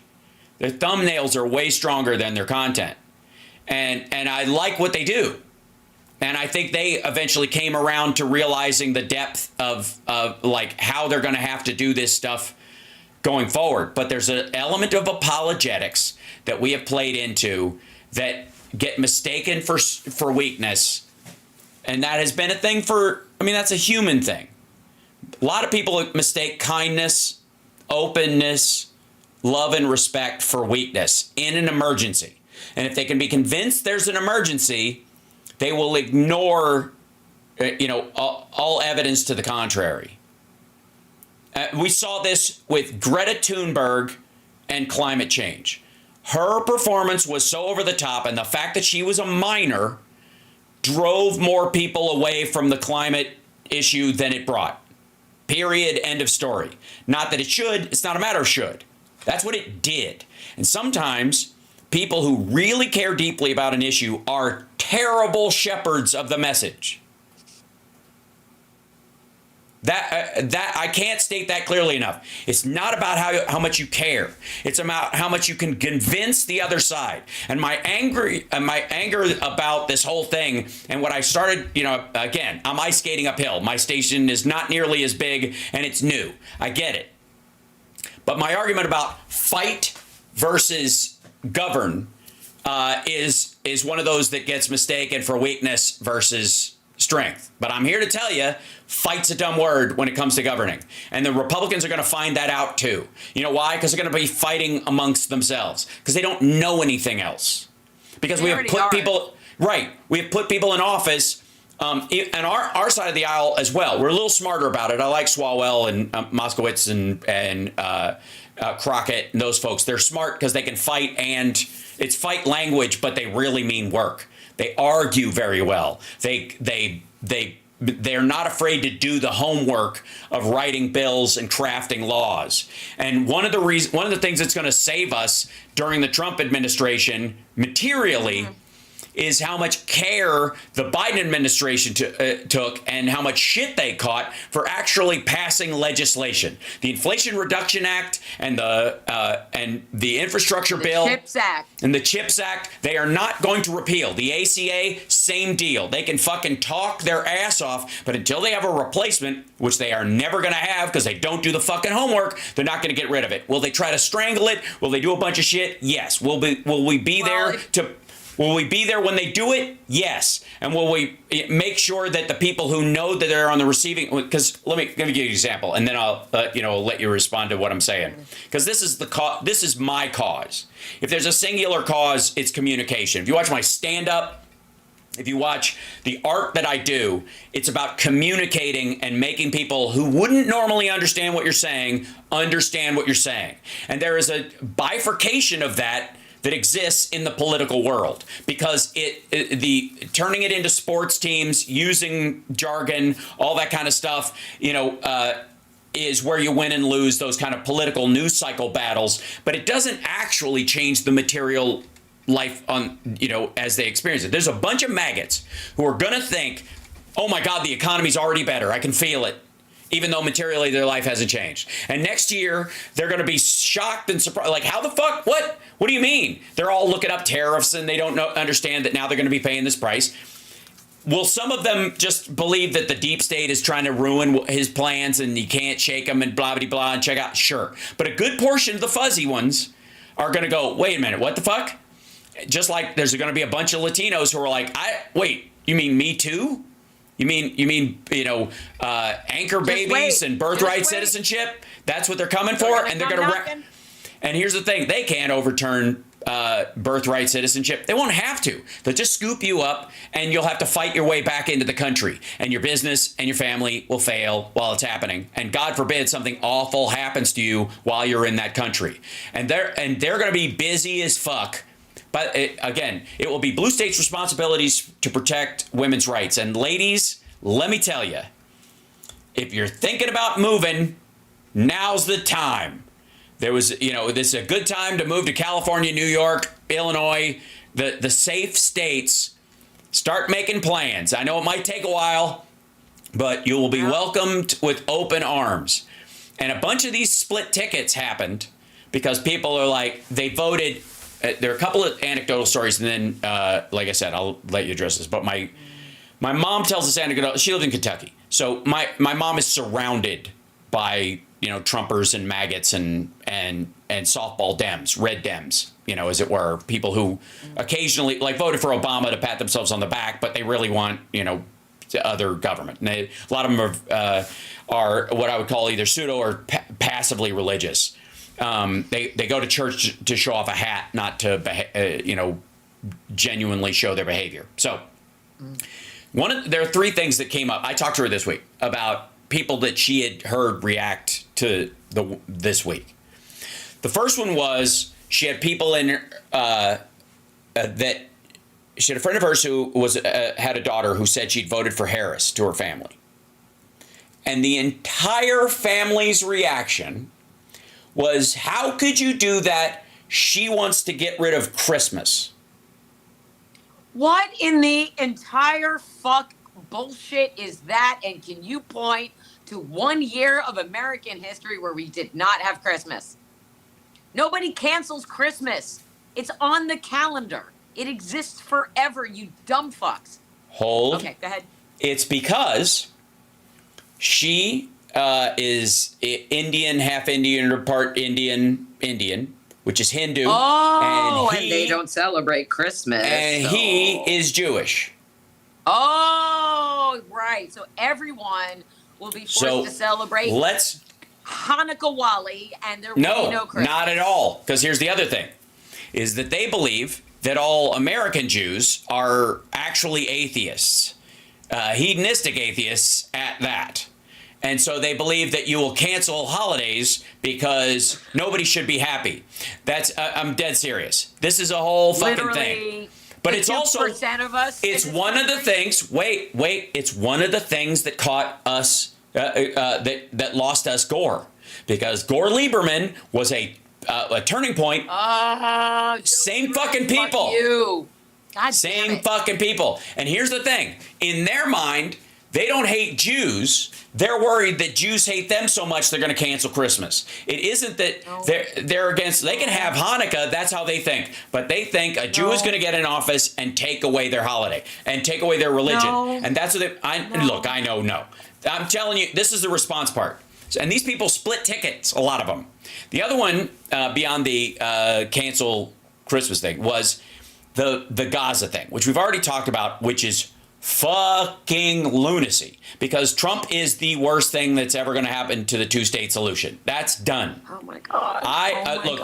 One of the first things I posted was rip two-state solution, because there just is no there.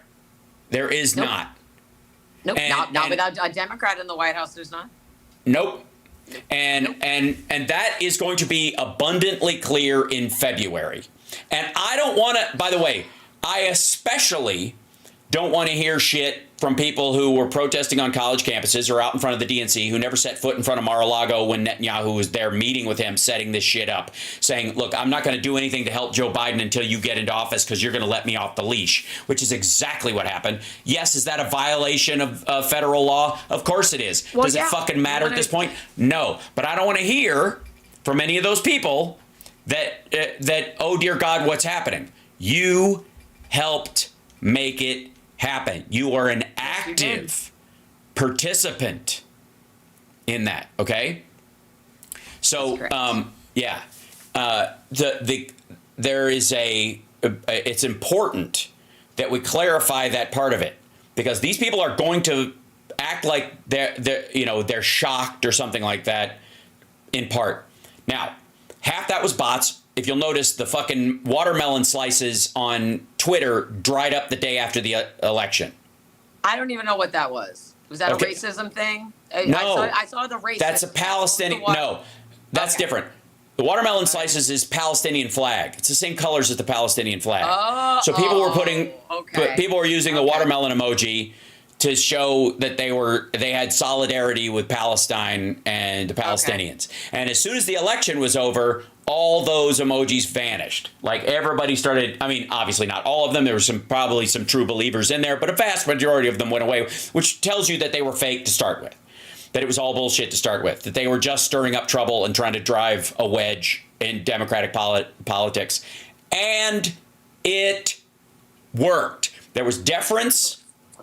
And, well, here's the thing. On our side of the aisle, there was deference to people who do not have our best interests at heart, that are faux supporters who know how to walk, they know how to talk the talk, but they do not walk the walk. And while maggots have used that as a purity test to kind of drive out Republicans on our side, because we would be a different party if we did that. We can't. We will change our language, not our ideals. They will change their ideals, not their language. That the way you get in is, you wear the fucking colors. It's fucking gang colors. That's what the MAGA hat is. That's what Mike Pillow's cross is. Has nothing to do with the content or the reality of any of it. You just have to wear the right outfit to get into the club. That's what it's for. That's how it works. And we, because we want to be open, and and that's how we should be, we fall for that shit every goddamn time. And we got to stop. Just because you use the same language that I'm familiar with does not mean I automatically trust you anymore. I'm not going to be the dumbass person who thinks Mike Pillow is a Christian just because he wears a cross in his My Pillow ads, right? I'm not going to do it. And for too long we have. And that drives the conversation online. We use a shit ton of jargon assigned to us from the outside, supported by social media, that is not even committed to it. And if one of the biggest ones, and I think the biggest standout, was Latinx. During the conversation, post-conversation on this, where Latino voters went and how they shifted entirely, even the ones who ultimately voted for Harris bristled or become genuinely angry at Latinx. Because what is that ultimately? That's linguistic colonization by liberal white people in the United States. How dare we degender a foreign language? Are you fucking crazy? They call it Latino and Latina. They could do that on their own. If that sprang up in Brazil, and then we had, in the same way that people pronounce Turkey, Turkiye, now, or Kiev instead of Kiev. If that sprang up out of there, that's one thing. But it didn't. It came from, and I won't even say us, because it came from American social media. So who the fuck even knows if it's genuine or artificially boosted or not? And what did it do, though, ultimately?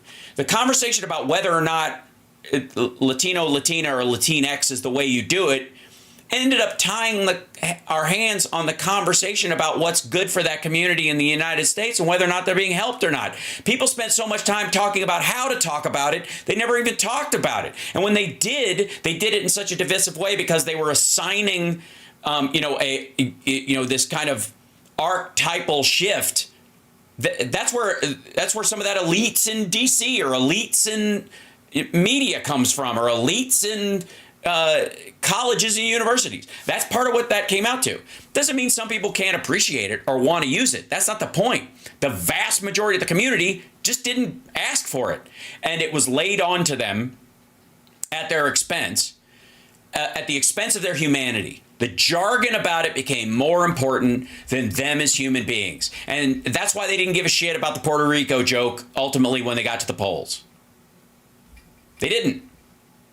They really didn't, because they were like, they almost took more offense at our belief they can't take a joke than the joke itself. That's a reality. And here's the thing.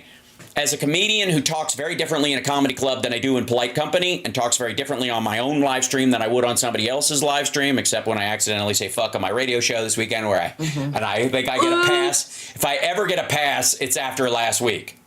Yeah. But this is really crucial. Here's what, and I'm begging everybody between now and the midterms. What midterms? We're not going to have elections. Shut up. We don't do something. Yeah, we are. Yeah, we are, because they dig a hole and they expect a Democrat to fill it in. They don't want to pay the piper. So again, this happens. I mean, we said this during Bush when we're not changing a horse midstreams, and Cheney's going to take over, and there's not going to be an election. There'll be a second 9/11 and blah blah blah. There will be midterms. That, but okay. Yeah, okay. That happened. I'm glad you have that kind of optimism. Okay. Well, again, materially, the idea that these guys that Trump definitely wants the supreme executive power of the presidency, but he requires Congress to give him that power. Are there people in there who would like to? Sure. Is everybody across the country going to go for that? No, including red states, because they still do have that panic that one day there'll be a Democrat in there. And if Donald Trump keels over, which he is going to do during this next term, and we have a President Vance, because let's understand, we're looking at that, we're staring down the barrel of that shit. That's the other problem. Yeah. Among the idea problems. The idea that Trump, you don't want that. You don't want it. Right. But here's the thing. The idea that you would have Trump win another election and have a turnout, because he did get 6 million more votes last time than he got the time before. All that shit. During COVID. Believe it. I don't mean this time. I mean during COVID, when Biden beat him. Because everybody was voting for home because we got to postmate our votes. It's very different than going out and actually doing it. That's why we need to always vote from home on paper ballots. But anyway. I agree. Continue. I'm fine with that. Continue. So this is, again, I'm not going to doom and gloom that they're going to take that part of it away, because there's a bunch of people who view themselves as this kind of like faux patriot shit. And there's going to be a lot of blowback if they try to create a monarchy inside the United States. As much power as they think the president should have, it means taking it away from not the Supreme Court, but from the House and the Senate. And once he starts trying to do that and override them, remember, there's for every situation he does this, there's enough courts in the land, no matter what the DOJ thinks, to file lawsuits. It was with the bane of Obama's existence. Biden had to go through it with all of his fucking stuff about student loans. The same structure still exists. And he can try to override it with, EOs, but it won't be enough. Is there a worry that the Elon Musks of the world will try to fuck the election next time? Sure, we'll worry about that when it comes. But because he's got 2 years to drive that guy to the other side of the aisle by fucking things up or being a shit stir too much, or quite frankly, MAGA world getting tired of Elon Musk trying to be king over Trump, which they're already bristling at. So there's a lot of life left in situations, and I don't believe that, any more than, when the Nazis seized power in Germany, that they ultimately had a future played out in front of them. And Trump has as many problems, if not more, to deal with during his next term as he did, as Biden did coming in out of COVID, period. Now, do we have issues to worry about? Of course we do. Am I worried about E. coli with RFK Jr. anywhere near the FDA? Of course I am. How about avian flu? What do you think that's going to do to the price of eggs? But that's something they will discover faster than vegan California, right? Believe me, there's a lot of areas where states are going to have to pick up the slack, all that kind of stuff. Okay, that is true, right? That is a reality. That is, that's drastically important. Again, this is not negating the reality. I, though, am focusing on the things I can control and the mistakes I thought we made, not her campaign, not Biden, not White House communications, not the New York Times. I have no control over any of that. But if I can put my thumb on the scale of how shit should be done and speak passionately about what I think will actually help, I'm not deferring to that kind of stuff anymore, because I think that was part of the problem as well. And I have, as a voter who voted for Harris and Biden and Obama and against Trump and for Hillary and all that, I have every right to say that. And I will continue to do that. And I think there's some practical things. One, Twitter's got to die. I know you've been a ride or die with it, but now that he's in the White House with Trump, it's not there yet. It's not there yet. It's not there yet. Okay. It hasn't happened yet. We can, all right. Like, here's my biggest issue. One of my bigger issues with this whole thing is, like, everyone's talking like it's a done deal because it's always been a done deal before, but we've never had any fuckery like this before. So, again, I would like to have conversations about stopping it before it can start, and then exhaust that. And then if we exhaust that and we are not successful in stopping it, I'm not saying we don't go in blind. I'm not saying you don't have a plan, but I would like to believe that there are enough protections in place that maybe we won't have to live in a completely fascist society. MAGA people, again, I'm going to appeal to you to reach out to your members of Congress to maybe have them explain what tariffs are to you. You don't have to believe Hal and they're not. No, they're going to have to learn the hard way. That's what I'm saying. There's no convincing them. They're not going to. That's the problem. I don't want anybody to have to learn about anything the hard way after this, because we don't come back from learning the hard way this time. This isn't you failed math and you have to go to summer school with a bunch of dumb fucks that might beat you up afterwards. This is the rest of American history. So, again, we have time to push back. If you're not going to do that, though, if you're not, I don't think these are mutually exclusive ideas, though. I think Twitter has to die at the same time. I'm not calling that part of it off. Okay. I am not asking the archers to stop firing because because we are trying to flank somebody, and if that makes sense. There's more than one ways to skin a cat, and this is crucial. And what I'm saying is that as long as Twitter is a profitable and functional way that Elon Musk makes money, because he makes money off the argument.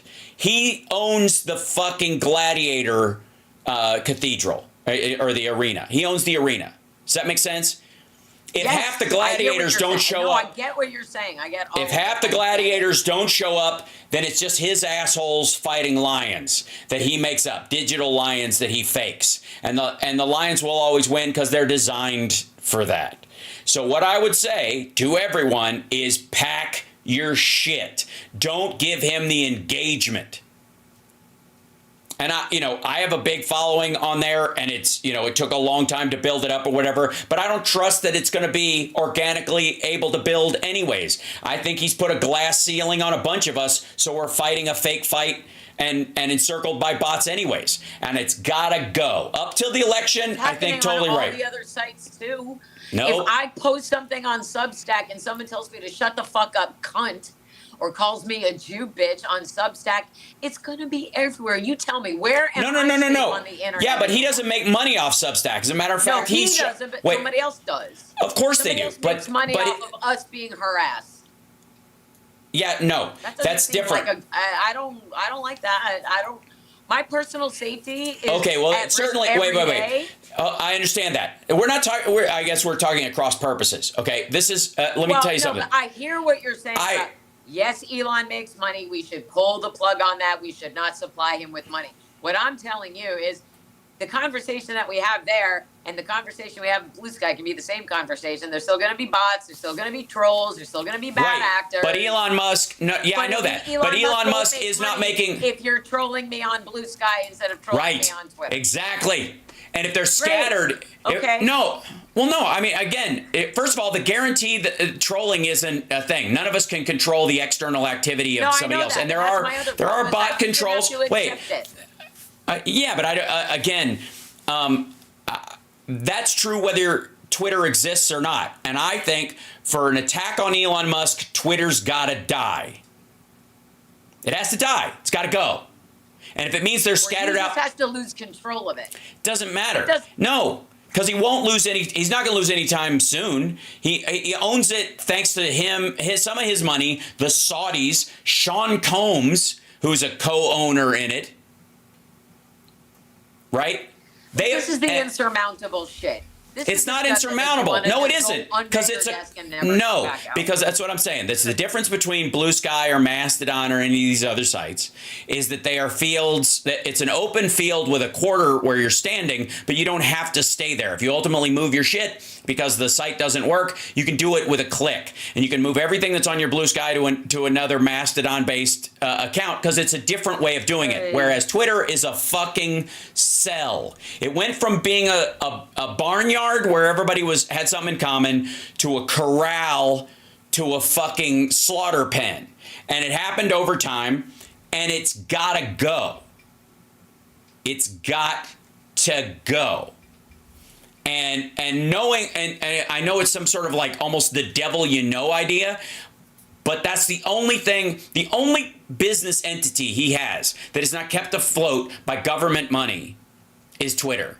And that's because it's not afloat. It's kept afloat by you and I and other people engaging on the site. And that engagement, he's not even looking at subscribers anymore. He's looking at engagement, brains firing on all cylinders, and then an ad goes by. Because that's what they're trying to do. That all these algorithms are based on making you feel like your skin is on fire and then showing you an ad. Because that's the quickest way to your fucking cerebellum and to your fucking lizard brain. Immediately. And that's all he's got to do, okay? And so it's got to go. Whether there's a place that gets all of them together, right? Like where you can use, as a person who works in social media or something, using Buffer or Hootsuite to send out your message to a bunch of separate places and deal with that. And you have better blocking stuff now on Blue Sky than you do on Twitter, because he now lets the people who you blocked follow you again. That fucks the point. Is basically not. Doesn't exist. The change with blocking is you can see people who have blocked you, but you can't engage with them. But what you can do now is screenshot them and virtue signal them to the rest of MAGA. That's what you can do now. Thanks, Elon. So, right. Yeah, no, but, you're not wrong. Again, I hear everything that you're saying about this. You're not wrong. And it's starve the beast, and hopefully eventually the beast will die. I get that. I absolutely get that. I am taking the time. I am trying to rebuild followings on other sites because I know what's happening and I see it. But at the same time, I'm promoting this book, and I'm right. But you're talking again. Job. All right. There are people. I want to know the kind of suggestions that I have gotten for work already. Somebody said I should try to get a job at Fox News and be like another Jessica Tarlov, or go to Newsmax and try to be like the Jessica Tarlov of Newsmax, because going forward, liberal voices are going to be so singular and difficult to rise above the fray that you should try to get a job with a conservative outlet, because they're always going to need somebody to fight with and make into a punching bag for them. And I'm like, well, I don't want that. I don't want that. So I don't know where we go, and how someone like me, like Liam Neeson, I have a very specific set of skills. They're pretty limited. I'm really good at talking about the things that I care about: politics, books, movies, music, pop culture. What am I going to do? Right. Okay. Here's what you're arguing. What happens to the truth now? What happens to websites that tell the truth? Understood. And through you, I am considering this an intervention with people who think the same thing you're thinking right now, and I get it. And what I'm saying is that you are arguing that if I can't throw my seeds on sand, why should I move to a place if I'm too busy throwing my seeds on sand to move to a place where there's soil. No, I'm not saying I'm too busy for that. I'm saying I'm cultivating at my other on property. Sand.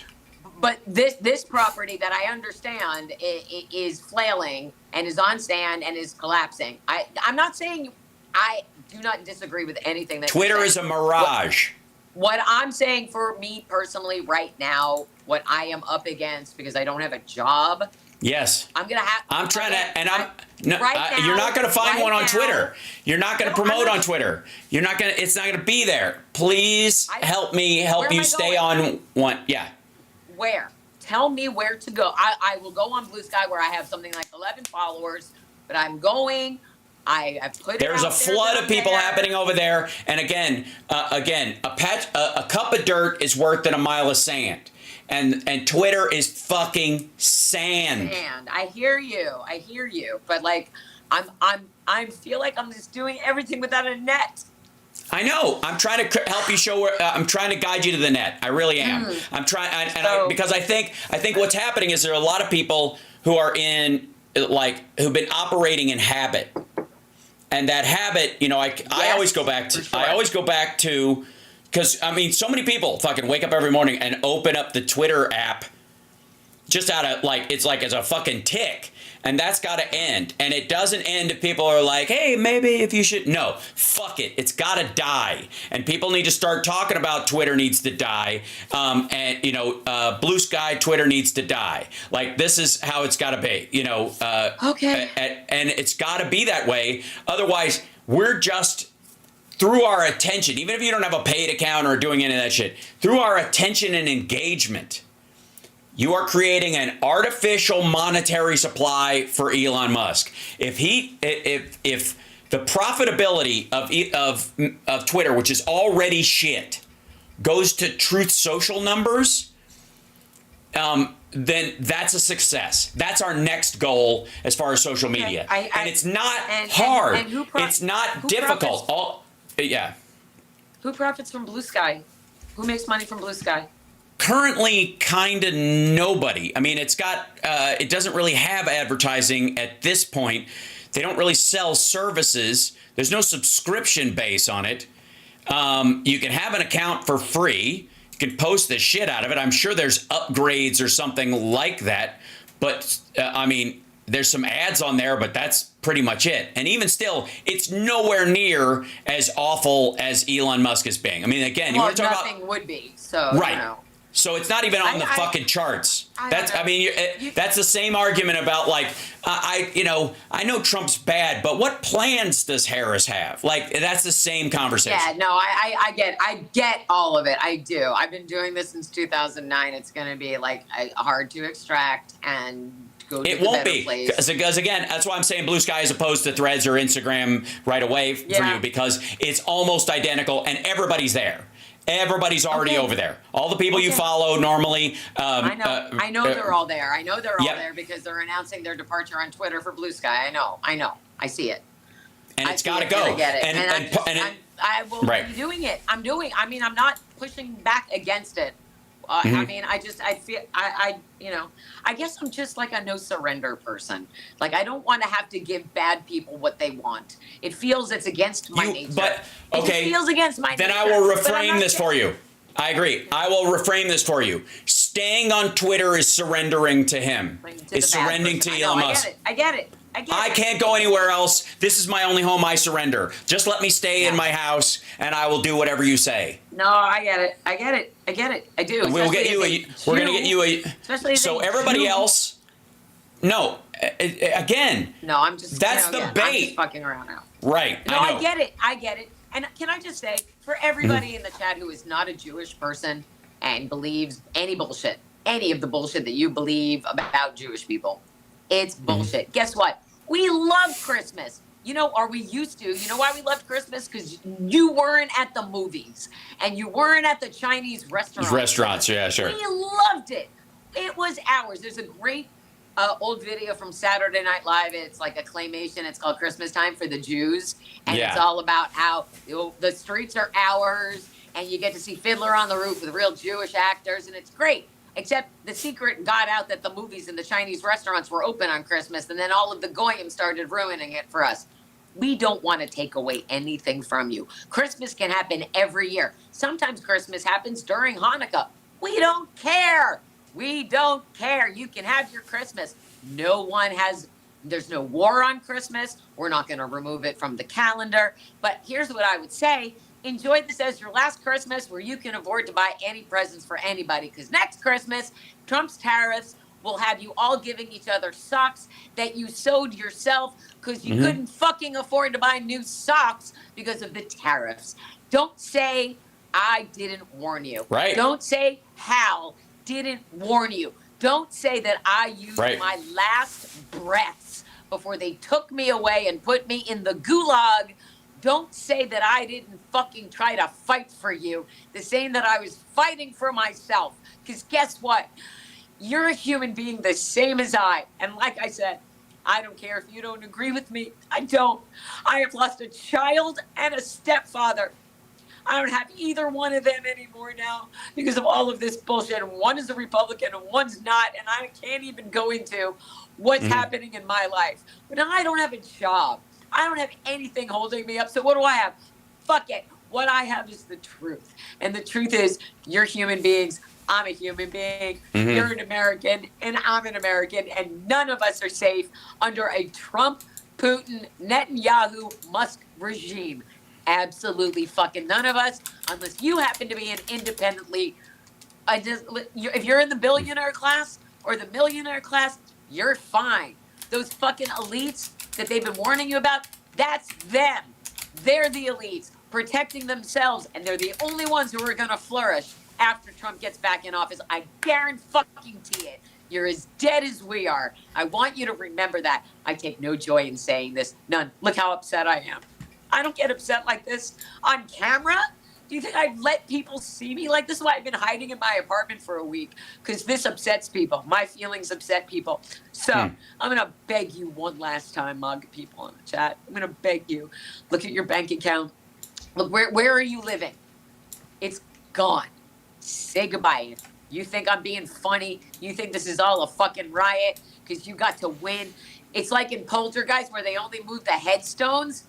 You're only moving the headstones. You're not digging deep. You don't know what's under the surface, and you don't give a shit because you're so busy celebrating the win and how fucking funny it feels. It doesn't. Again, what would you rather do? Own the libs or own your home? You want a roof over your head? You want to live in a tent behind a Walmart? I'm telling you, this is a barren wasteland of nothing for you. Nothing. Unless you personally have 7 figures in the bank right now, which I am guessing nobody who is watching this does. Nobody. I'm begging you. I am begging you. Do the right thing for your people. Yourself. Get selfish. Get fucking selfish as hell right now. You're allowed. Say, if you don't want to believe me, again, look it up. Go look up what a tariff does. It passes the cost on to the consumer. They did. They did it the day after. And when you find out, if you can find me, if I'm still fucking alive in a year, because this administration didn't come for me like it's threatening.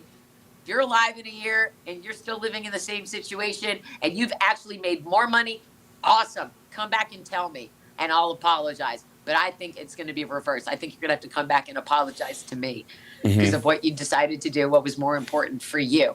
In this election, it was more important to sit back and be a dipshit bully in the back of the remedial class with all the cool kids, passing around your cigarettes or whatever, picking on the nerds and the smart kids who were actually making shit good for you.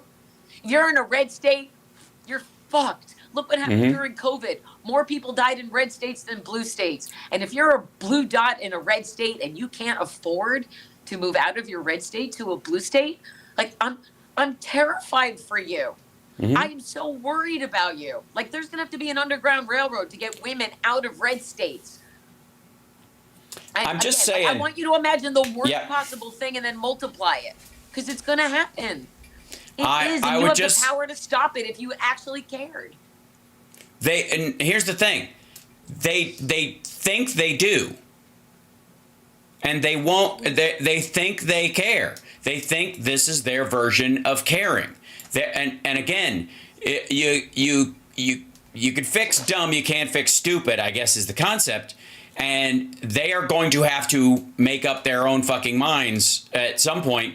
And that's why I'm saying some of them are going to have to learn it the hard way. And they're not going to. There's a bunch of people who aren't going to. They're still going to blame everybody else. Trump will. He'll blame everybody else. Right. Down. But there's a bunch of people who will. And unfortunately for us, it will be up to us to mitigate the damage for those people. That's right.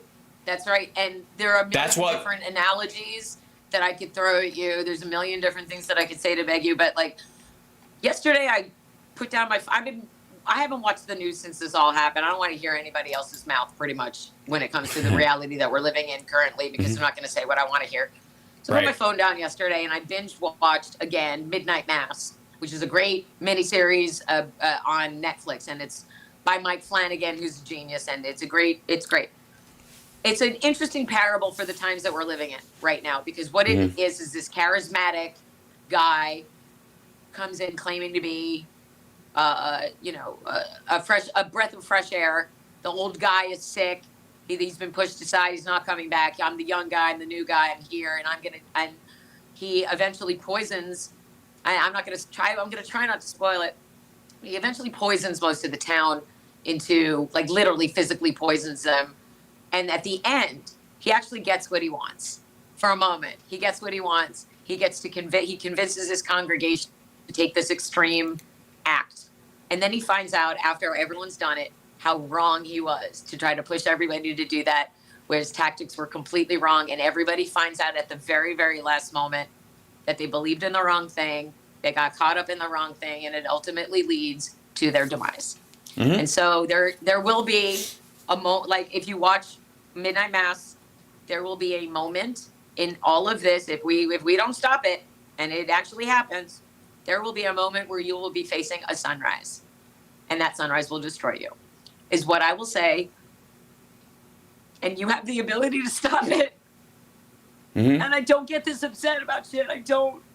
And I'm upset about this, and I'm upset enough that I'm not going to shut up about it. So I'm just be spending the next 2 months fighting with what I have. And I don't know how much I'm going to have. I have to get a fucking job, buy my book, support the people who are the truth tellers. All of us, everyone on the Sexy Liberal Network, all of the people that you have trusted all along, we're going to still be out here fighting, whether we're doing it on Blue Sky or we're doing it on YouTube, or we're doing wherever we're doing it. Yeah, we're going to set up by the way, everybody's asking, and yes, we're going to help Tara set up a YouTube channel, because I think it would really help. YouTube channel. Sign up for it. I have a YouTube. I have a TikTok. I have a Substack. I have my book. I am available. I have the Blue Sky. But as far as the regular aspect of, making, turning that YouTube thing into something for you that actually becomes a thing. Super crucial. Yes. Well, I'm going to talk to Ron very soon after you and I are done here. So we're going to see what we can do there. I'm never going to stop pushing this book. And in fact, I would say that right now, more than ever, we need escapism. So escape into the recent past. This is from 2001 to 2006. Absolutely nobody is on their phones going, blah, blah, blah, blah. So, and it's not political. It's a fun, sexy rock and roll love story that famous people, I mailed this book. I don't know if anybody's read this yet, but there's a character in the book. It's the rock star's mom. I sent the book to the actress who inspired that character. It's in her hands. It is in her hands now. I don't know. I know. Then there's a very famous person, not Mark Hamill. I did give Mark Hamill my book. There's a famous man who has my book. How was that? Osborne in our chat sent you a no, it's okay. Sent me a super chat for you, and I will forward it. Yes. Oh, thank you very much. My mother is frustrated. She's like, you know so many people. Why can't they help you? And I was like, what do you think I can do? But I gave my book to a famous person who is a man, not Mark, not anybody who was that Sexy Liberal prior to that. And I shared a tweet with him. It's like, well, I lost my job, but can we promote my book? And his response was, well, I'm only trying to do positive stuff. And I'm like, well, it would be really positive to boost my book. I just sent it to name a famous actress woman. And he's like, well, let me know when it comes out. I'm like, I gave you a copy. I handed to you a copy of my book. Out of his head. None of it. So, like, again, I don't know who cares. I don't know who's going to care. I don't know who's helping or who's interested in helping. Every single person who can help each other going forward, do it. Do it. You'll have to help each other because we can't rely on anybody. Again, here's what I'm doing to make myself feel better, and then I will say goodbye to everybody. I am calling my reps and my senators. I am entering my opinion into the national conversation everywhere I can have the conversation. I expect every single American voting citizen to demand the best possible outcome for our elections, and that means demanding the truth, whether it's our way or the Republican way. I will accept the results of something that I believe is free and fair. I don't believe this was free and fair. Right. A lot of people don't believe it was free and fair, and if you have nothing to hide, you will have no problem with a 7 swing state hand-counted ballot recount, all of that. If you have nothing to hide, great. I'm going to still do that. I have to feel like I'm doing something because I can't just sit back and let it happen. I'm not going to be standing, holding the doors open to the White House, welcoming fascism in without a fight. Not me. I'm not. That's me. I ask you to fight with me. If you can't fight with me, support me in your own way. Share my book with everybody that you know. Share my Substack. Everyone is entitled to their own opinion and their vote. All I ask is that you just look out for each other as human beings. That's what I'm asking now. Just do that. Do that for each other. And hopefully when I come back to you next Monday, I won't be this upset because I'll have something more positive to talk about. Maybe I got a job, or maybe I got a book deal, or maybe my book went viral, or maybe somebody did something else good. But we need a good thing to happen. It doesn't have to be a giant good, but I need it. I need a good to happen because what I have in my life now that is tangible is slipping away.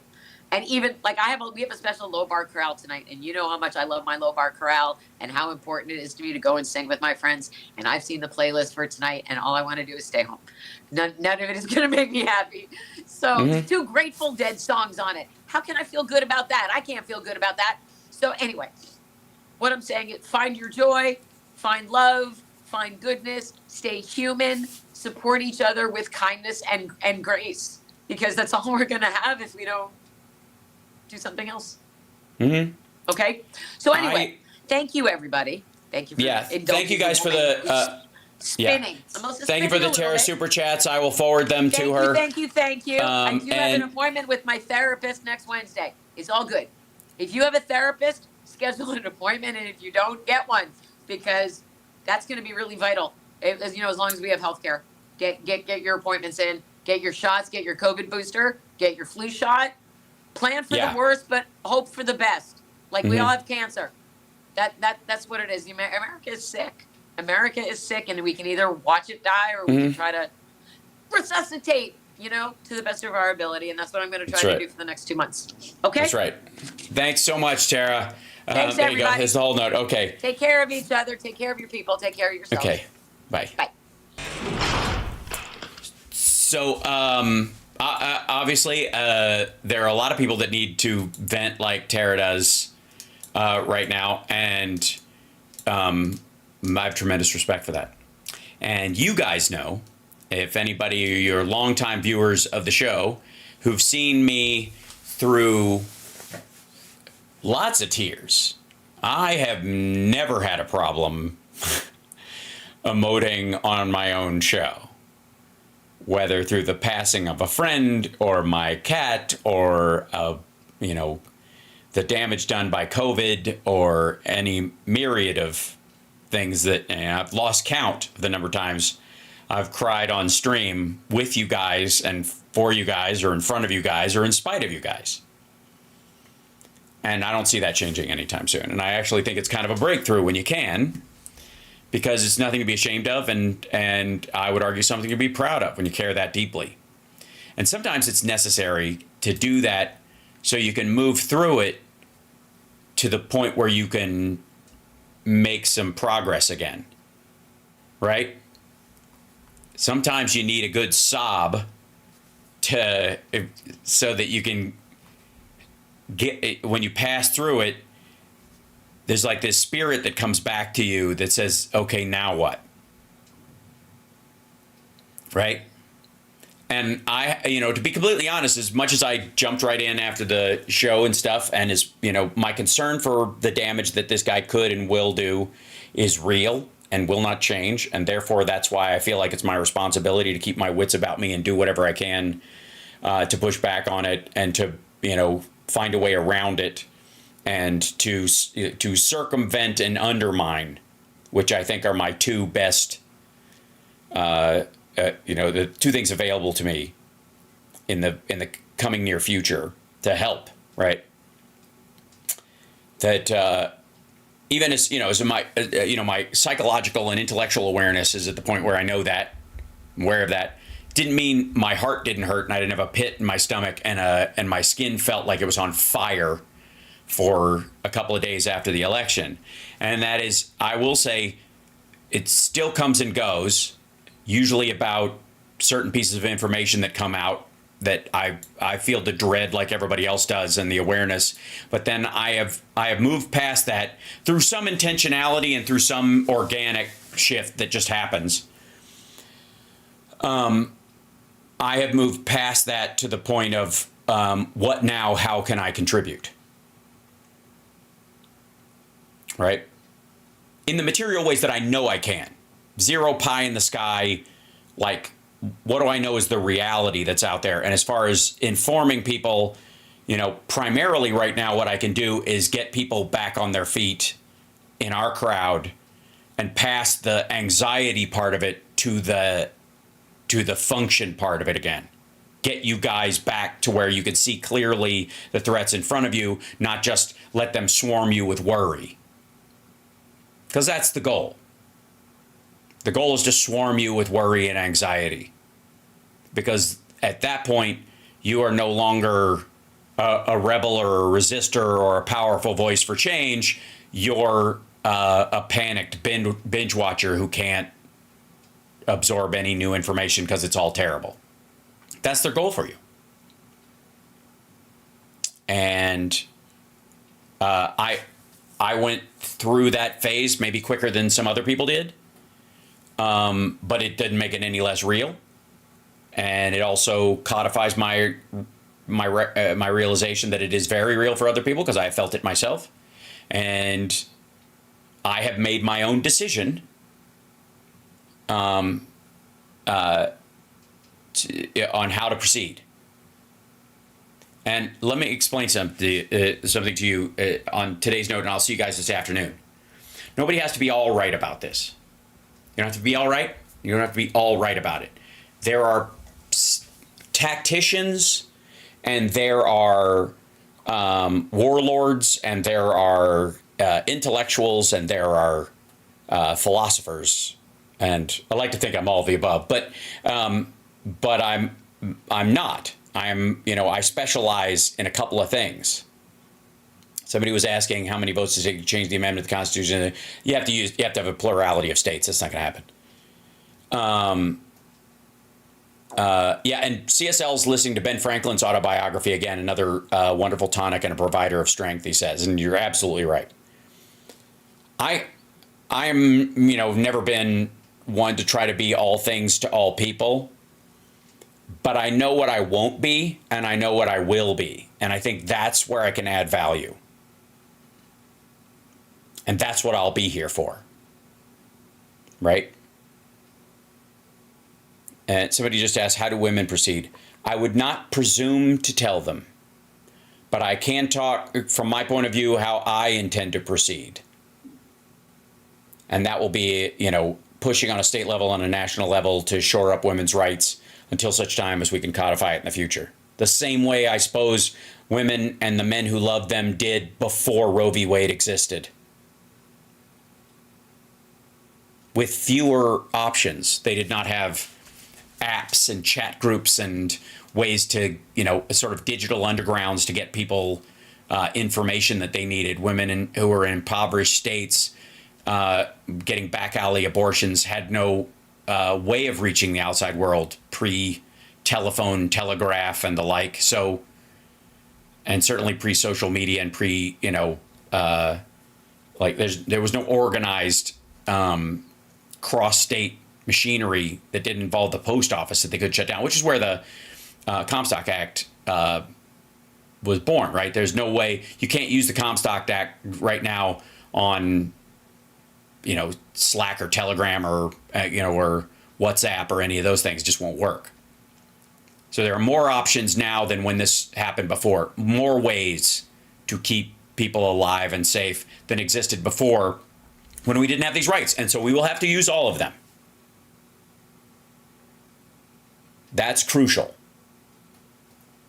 And so that's what I'll do, and that's what I think everyone around me will do, right? And hopefully there'll be recounts and all that kind of stuff, and it'd be wonderful if that lightning bolt happened, and I support the idea, and I will boost and post the hell out of those things. But I will at the same time batten down the hatches because of the reality of the damage that this can do to people's lives, and do everything that I possibly can to mitigate that in the short term and the long term.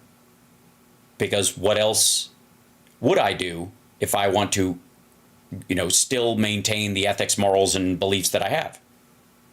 Those didn't change.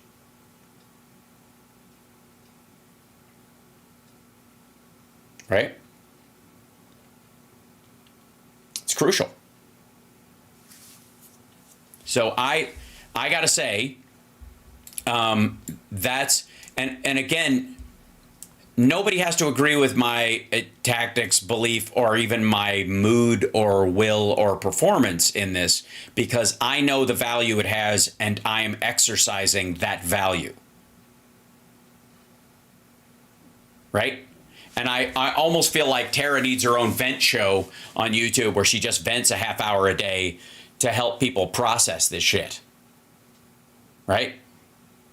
That would be great. So we should get her up on her feet doing that as soon as possible, because I do think it could be a turning point for her. It could keep her on her feet. It could be the job she's looking for, and we need to help her. Yeah, Andrea, can you put Tara's YouTube link in the chat so everybody has it? It's Tara Dublin Rocks. So she's at Tara. She's got the name on there. So it's youtube.com/@Tara Dublin Rocks. So she's branded across the whole thing. I just don't know if she's monetized on there or what that will take. So we'll get her there. I know I'm going long today, but I will say this. You guys will recall that my girl and I had just put all of our money that I'd had from the show I was doing in China, that I'd saved up because we needed a bigger house because she's got a son and I've got a son, and her son decided to stay here and go to school instead of going away. So we needed bedrooms for both of them, and it's just a reality. So we decided to just commit to this. And I had, at that point, 2019, 2020, I was looking down the barrel of I got live shows. It'll be a stretch, but we can do it. And then COVID came along and wrecked all live performance for the next year and a half, and then a slow roll back up maybe. So I had to do something to feed my face and keep clothes on my kid and her kid and keep our phones on and all that. And I had 90 days to do it. That was the time scale. From when everything fell apart to when the first bill was due on this house, I had 90 days. Right?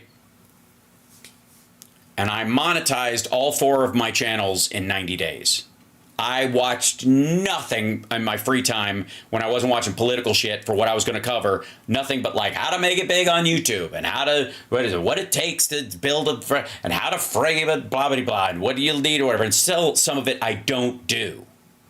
Right? I should do more of it. I should do shorter videos and all that kind of shit. But I did what I did best, and I figured out a way to turn what I really do organically and naturally into this channel. It took me 90 days. And it was a fucking scramble. If you'll recall, one of the only reasons why I monetized Twitch and became partner in that time, why that happened. Because a lawyer that liked Trump decided to attack my channel on YouTube within 90 days of the election, so that I would be kicked off until 4 days after the election in 2020. Remember that? Some of you were around for it. The only reason I have a flourishing Twitch channel is because that guy choked off YouTube. I couldn't live stream for 90 days. Right? So, you know, right at the time, and it was just as I had, like, I could get ad rev on it. It was just squeaking by. Like, you know, it takes a long time for any of these videos to pay off, all that stuff. But I was kicked off. He waited until we were within the 90-day window. 86 days from the election, he filed this copyright hit on me for a show that was 4 years old. An audio clip from the radio show from 4 years prior that was just still posted, still up there. And you guys remember that. And I was like, everybody go to Twitch. I got shit. I can't stream live on there. Just gutted. And by the way, 6 days before the mortgage was due, the first mortgage was due. Right? I get it. And I've talked on and on about how I called the 90s the Sisyphus years, where I would just roll that fucking rock up the hill and every night it would roll back down. But what's the alternative? Right? What's the alternative? Giving up? I'm not going to do it. And if people want to feel like they're not giving up vicariously through me, that's enough. If emotionally you can't fucking fight the fight online and talk back, you don't have to. I'll do it. Come here. You're welcome in this chat. You don't have to say anything. You could even argue with me on my points. I recommend it. But I, especially on behalf of the people who are having a real hard time getting back up on their feet, am going to keep dragging this as hard as I can. Just what I do.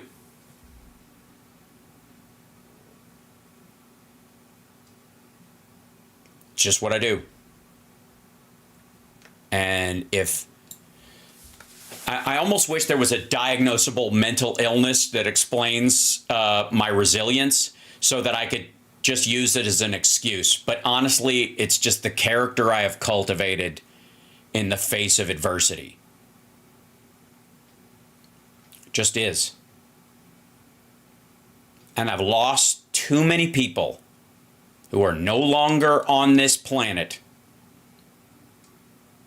to give up in the face of this.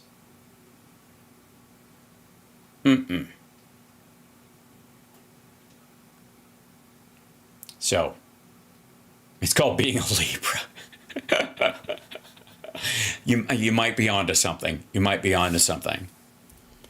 But